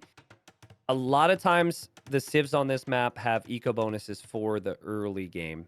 Magyars and Saracens do not. So it's actually a really big deal that they find the sheep, get them to the TC, and if they find their boar or not. On my side, due to the bugs, I've got massive trees, but I think Liereyy will be able to see the boar there. So slight advantage for him. And Nicov I might mean, find his. He's really close. Nope. See, Lierey's got 4 sheep. Nikov's got 4 sheep. Liereyy and Nicov still hasn't found it. I think Nicov just has to bring the sheep to his TC here soon, and then he's okay.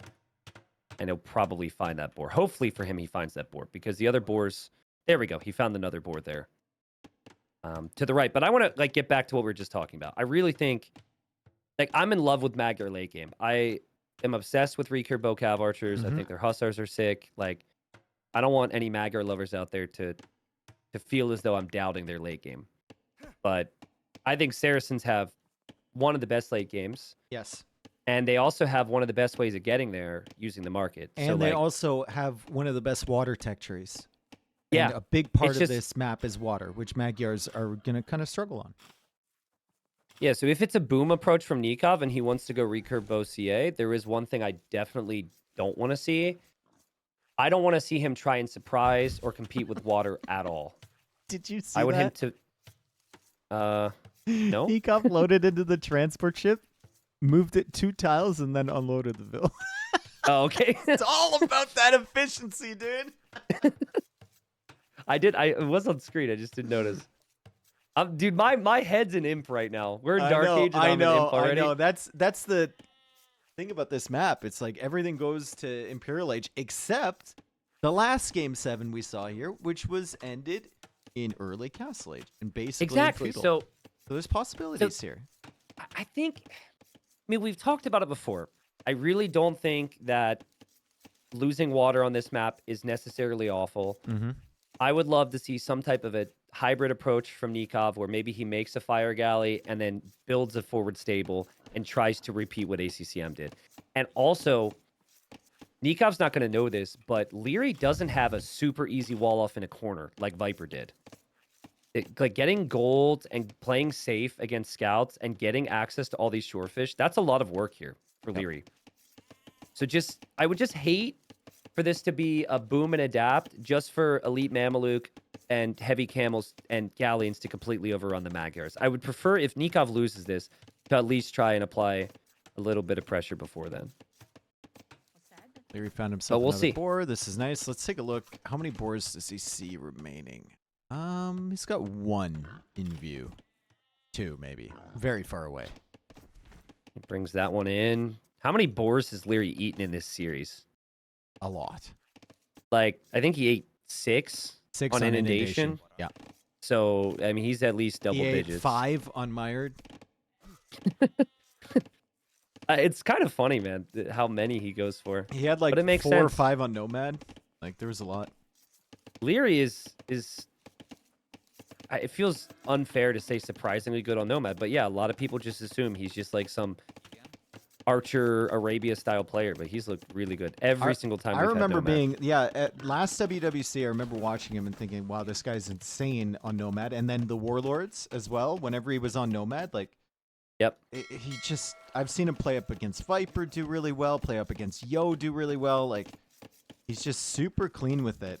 I think he actually enjoys the nomad starts. And another thing with nomad start maps, Liereyy will stay in the game a lot longer on average than with like standard land maps. Like Arabia, he's out really quickly if his initial push doesn't work.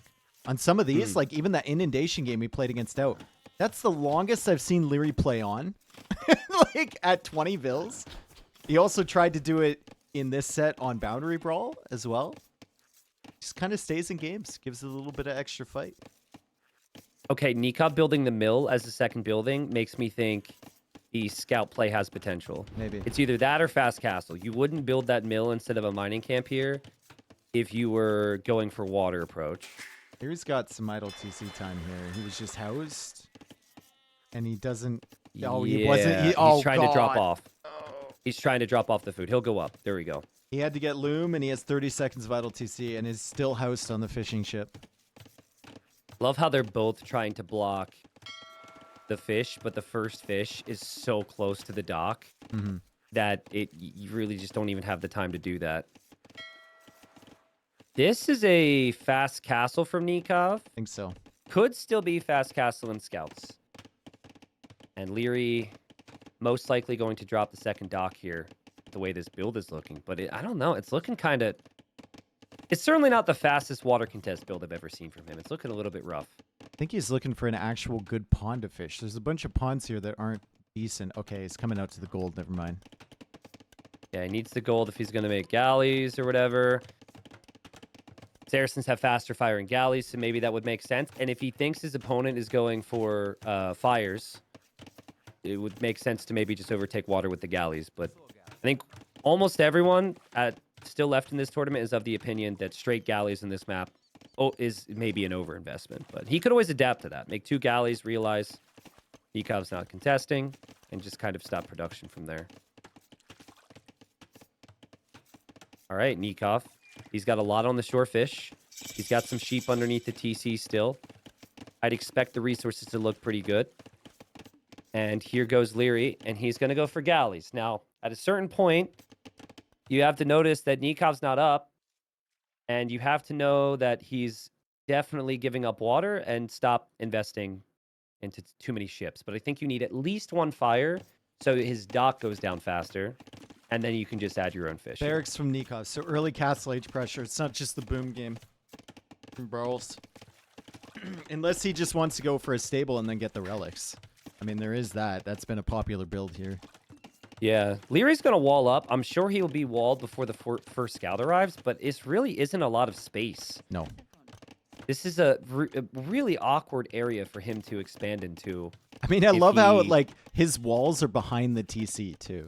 So, like, if he even wants to get more villagers in there, he's going to have to go all the way around. He's probably doing the right things. You don't want to wall too much, and you don't want to be too far away from your vills, because you can't wall behind if a wall gets attacked. But yeah, he's on water. He's killing Nikov's fish, to be expected. And he adds 1 fire galley. This is what I consider to be the perfect adaptation of the build. But look at the res collected right now for Nicov. This is way better. Even though he's losing his fish, obviously, he will have the fish, but... Perfect build. And stable market approach. And click up right after loom is complete. I like the fact he got loom. I'm a little surprised by Lierey's opening. I would have thought, like, just give up your fish, use the market, maybe go barracks, market, blacksmith with some walls, adapted in Castle Age. Even, like, the current placement of the market for Liereyy, not having that corner, it just does not feel ideal right now. Dude, you're so nitpicky right now. I'm very nitpicky. He invested into two galleys and 7. two galleys and a fire galley, like, and now he can expand his fish and he can buy his way up when he wants. Like, I mean, if you listen to any time I've seen someone go 2 galleys on this map, I have been fairly critical the entire tournament. So. But he only made 2 not of them. try to be. Yeah, no, I agree. But what you want then is you want a good space to work with, and his walls are just. It's not going to make an arena player happy, at least that much. Are they ever happy though? I saw your comment in John Slow's chat. Nothing ever positive ever happens here. It's like someone uploaded it as a BTTV emote, like just your comment. You're like, nothing positive has ever been said here, or something like that. Yeah, it wasn't exactly that, but... If this chat is positive in any way about anything, I'd be very surprised. That was one of my saltier quotes. I don't remember the context there, but yeah. So, big moment here is, will Liereyy react to the fact that Nicov is trying to sneak some galleys in? Oh god, Nicov goes underneath the TC. Oh, okay. Please just save HP on these. That's fine. The scout play has been revealed to Liereyy. Yep. Nicov will have the scouts on the wrong side of the TC, but he's still going to be preventing Liereyy from grabbing the relics early, and he probably wants to focus on grabbing those himself. The second TC is going up now from Nicov. Look at the stone walls from Liereyy. He's really freaked out here. Like, I think he's expecting an all-in because maybe because of what we said, that the Saracen late game is so much stronger, but Nicov is going to boom, and Nikov's going to hop out with the galleys. Dude, if Nicov could kill 2 or 3 fishing ships here, it'd be huge. And Liereyy has made 7 or 8 ships. And Liereyy has to invest into 2 more fire galleys as well. It's so good from Nicov. Yeah. I know right now with the eco count, it looks good for Liereyy, but he will be very late to the TCs. He won't have the map control. If there was a start where the Magyars could overrun the Saracens, this would probably be it. 2 fishing ships killed. Nice play from Nicov. He forced him to invest into 2 more fire galleys, so I think that's worth. Just that. And the villager comes out to repair the dock from Nicov, and he's gonna make another galley. That's very frustrating. Here, Liereyy. Yeah, I mean, it's if you fake Liereyy into thinking you're coming out with even more on water, then he just might make more ships. So I don't mind it. Like to see, this is where Nicov needs to snag Horse Scholar before those farms. Maybe start to grab some relics. It's so tough already when you're not exhausted. Good job from Liereyy realizing he was about to be housed with those scouts killing the houses. He's making more. That's nice. And a camel. I like how Liereyy has the stable for the camel for the map control. Res collected is 500 higher for Liereyy. TCs will come up for Liereyy, so it looks like it'll be fairly close. And honestly, the water control, considering the TC position of Nicov, could be really good for Liereyy here. And there is a scout now for Liereyy. Might go down to the TC, and he notices. That scout will be important. There's going to be monks around looking for relics. Yeah, those camels are going to be brutal. Like, I think you have to go for that 3rd TC really quick if you're Nicov to try and get the eco advantage, but it almost feels really bad not having the monastery immediately when you get to Castle Age, just to snipe those relics before your opponent gets to Castle. Yeah, I mean, it's tough, right? I think we've seen it if you just look at the left side with the page up, how much the market has been used from Liereyy. And so no matter how awkward the build looks, no matter the lack of space, if you just have that market, you're able to smooth out your economy pretty nicely. And now we're thinking late game. So Nicov might think that this is too dangerous to just forget about water, and he might need to redock. But Saracens do have the superior navy. I just love to see full map control with cav archers. Give up the water, but if you can get to 40, 50 recurve bow CI, I just haven't seen that against Mamelukes or Saracen camels yet. It's only been 20, or I think 30 from Barrels. No horse collar on any of these farms either from Nicov. That's a bit painful, right? It feels like maybe he had the time for that. He notices now it's much better. But it's a boom map. So that's going to hit at some point. And a siege workshop forward from Liereyy in a really awkward spot. I mean, on one hand, I like it. No, on both hands, I like it. Because you're making the castle age be a little bit longer here. Yeah, you're keeping him on his side. And you win in the late game, ultimately. Exactly. Yep. So keep him over there. Liereyy only has 4 fishing ships, so the water's not everything here. But Nicov does convert a ship. Nikov's dropping another TC. Nicov does not know about the siege push yet. Oh, dude, and he's not going to expect that either. What a crazy little push coming. This is like a Mr. Yo push right here. You have 3 TCs behind. You go for a siege workshop on the side. And you keep your opponent busy for the next 5 minutes while you boom up at your home. Yep. Yeah, Mr. Yo, MBL, 2 players that come to mind. Yeah, now, like, I think the Cav Archer transition is very awkward because you need the economy uptick, you need to get a bunch of upgrades, and then you need the time. And so now you're forcing Nicov, he can't easily come out here with a knight, which would be the natural reaction because the camels are there. And he might even need his own siege, which, again, you just don't want to do. So this is perfect from Liereyy. And a little bit out of the norm for him, honestly. It's a perfect situation for this play. Still only 1 relic here for Nicov.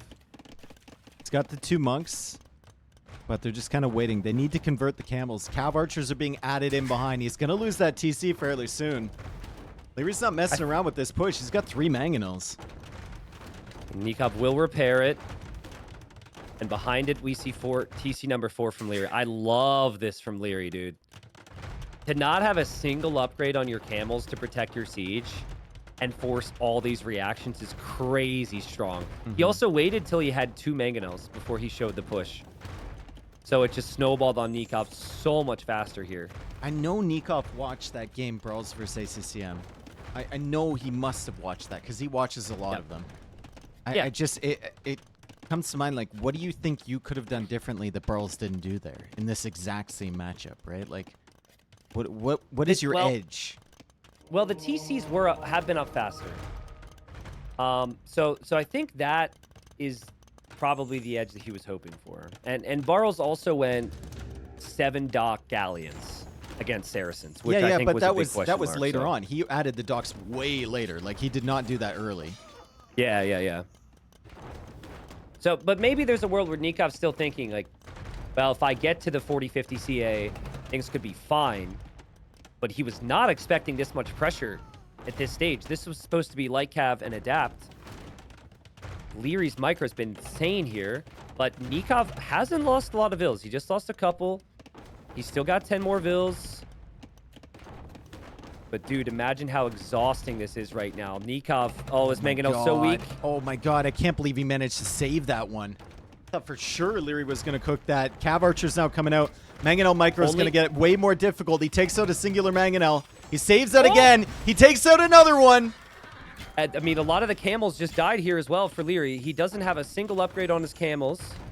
It is high-stress environment for Nicov, and he's only on fletching. Honestly, I'd take the vills right now. If you can. Take the vills so the mangonels can't be repaired. Nicov is taking the camel right now. Even a knight popping out right now could be decent Beautiful enough because there's not a lot of camels. Here. Beautiful micro What is from happening, Nicov? Beautiful micro from Nicov. Oh my God, he's dancing around these mangonels with the cav archers, avoiding every shot. He finally gets nuked there. Liereyy has to micro away from the other or from the other mangonel, and finally he does clear that up. But that was sick from Nicov. That was a really good moment. If we cut the last 5 seconds, that's an epic clip for Nicov. Yeah. So whoever's clipping out there, just forget the last part and this part. Take this part out, and it's really good for his highlight reel. I think with Bodkin, though, man, just one more shot. One more mangonel down. Going underwater. Now, this is a you think Burls went too heavy on the water? I think he didn't go underwater early enough with Magyars. Honestly, if you look at that game, like, he went underwater so late. He teched into everything. Recurve bow, halb, everything before he went underwater. And Nikov's making a move to try and get back control of that. Dude, that one mangonel is so weak. The killing the repair vills was so clutch, but you have to have something to dive on this after that. Yeah, I mean, I really liked, I forget, I think it was when Hera played Nicov. I think when Hera won that game, he came in late Castle Age with some upgraded fires. At the time, I'm obviously pretty opinionated on going water on this map, but at the time I thought, why not wait till Imp? But this could be a good time. It takes the pressure away from land, but the pressure on land just continues here from Liereyy. And he's going to go forward castle now. And that is just so much pressure for Nicov to deal with. He's making life difficult. Actually, no, he's making life impossible for Nicov on this side. This micro is just so good, dude. Look at the idle eco time for Nicov. He's got an hour now. And he will actually show his hand a little bit with the fires initially. Just attacking the transport ship. So a little bit of extra time for Liereyy to notice this. This feels like imp timing from Liereyy if you go forward castle like that. We'll see if he clicks. And that was Nikov's stone. So Nikov's other stone is to the left side right now. He's kind of in shambles. All this area being denied is just brutal for him right now. Yeah, he's kind of in shambles. He's got a lot of villagers on the move right now, just relocating. He's trying to take the gold in the back now. Only fire galleys, right? War galley research coming in now. And Imperial Age is on the way from Liereyy. Fires aren't going to give you the control that you want on the water. You need some range units there. And now with that castle up on the right side, you can't even get value with your water in the place you want to get value with it. When you're thinking late game, you're really just thinking corners of the map. And if you can get to a point where you have 3 corners locked down, you typically win. And Nicov is going to lose a corner of the map. Lierey's going to have the full north area to focus on. He's going to have the starting corner castled up now. I mean, this just feels super structured from Liereyy from here. And I think you just go heavy camel. Just full heavy camel. Yep, and just flood. And just flood. In the past, you had to get the unique tech, zealotry, I think it was called, yes, to get the extra HP. Now you just get it for free. So it's super easy. Even in Castle Age, they're at 145 HP. It'd be really tough for Nicov here. Imp on the way. Liereyy. He does click up. Lierey's Mangonel Micro continues to be one step up over Nicov, though. And Liereyy just has given up on water. He doesn't even care. He's just going to let Nicov take control there. So maybe that's a way back for Nicov, is dominating the water, controlling the shoreline. Cav Archer count needs to rise. Camo count needs to rise as well, and Lierey's actually making Mamelukes. What do you think about that? Mamelukes instead of heavy were camo. good. I mean, Mamelukes were good the last game we saw, right? Going back to that matchup so often just to give references for this game. But they were actually really, really solid once you got the elite upgrade into them. Then your opponent couldn't just go for halbs to counter you. They would fry through the halbs, they would fry through the skirms, and they had enough HP to get close to the Cav Archers. I think in this, I think they're good, but when you want Trebs to push an early imp, I almost would want the castles for Trebs and the stables for camels. It could be wrong, though, but Nicov, right now, some trebuchets ballistics. could really push Nicov back. Oh, man, no map control from Nicov on the left. That castle from Liereyy. The other thing, too, is you only have 2 castles for the Mamelukes. But, I mean, he's got so much space and time. It doesn't really seem like he's too bothered right now. The most effective offensive tool for Nicov has been to scout in the north. That scout has been doing work over there. But beyond that, Nikov's had very little counterattack. He's got his 3 Vil kills. Oh my god. He killed a monk earlier as well. I don't even think Nicov knows about it. Ballistics finally on the way in. The Mamelukes are hunting down these Cav Archers. So much HP on these things, man. So much HP on these things. Yikes! Nicov needs imp upgrades, and then maybe there's a chance. Man, are they strong, though. And I love it. When you have control, just Look, they don't die! They don't die, dude! This is why you make Mamluks. They don't die! Yeah, you're right. And who needs traps when you could just dive underneath your opponent's TC anyways? Lierey's also going to make a trade cart. Nice little misclick here in game 7. Big. We'll see if he actually makes it, but the scout is still going to town for Nicov, dude. The comeback is on for Nicov. Oh my god, yeah, that scout is in! 8 villager kills, holy! Yep. Nicov does have a population lead, weirdly enough, but I mean... Dude, getting Blast Furnace for free for Magyar is already paying off just for that scout. True. He's still going. Oh my god. There's no way that Liereyy loses this, right? Because if he does, we look back to this scout. He could lose 100 vills to the scout. At this rate. I mean, Nicov should not consider resigning until his population's below, like, 100 here, right? This is game 7. Scout's dead. Okay, scout goes down. Sad times. The Navy is also affecting Lierey's eco a little bit. And the Mameluke numbers are super low, man. Producing from 3 castles and 2 of them on separate sides of the map from your main push is an issue. I think Nicov can hold. He's trying to snag recurve bow right now. Yeah, he went for Corvindian army, but he meant to click recurve, I'm pretty sure. Yeah, I think he's saving for recurve. It's expensive technology. Dude, these Mamluks just don't die. Yeah, but they need castles. Like, I'm really not trying to knock Lierey's position. It's a good position, don't get me wrong, but he didn't treb forward. Nicov stabilized his eco a little bit. And we haven't seen recurve bow. We haven't seen heavy CA. I mean, that's a lot of extra attack. And the production from Nikov's out of ranges. He's going to have 50 CA. This is what we wanted to see. Yeah, but he's going to be cut off. He's going to be cut off on the gold on the left. And then the Navy's going to show up. And the Mamluks are in the back. And the Mamluks are absolutely farming villagers. Recurve bow is on the way. Nicov just lost 20 vills on that wood line. Yeah, this is a perfect little castle creep from Liereyy on the left.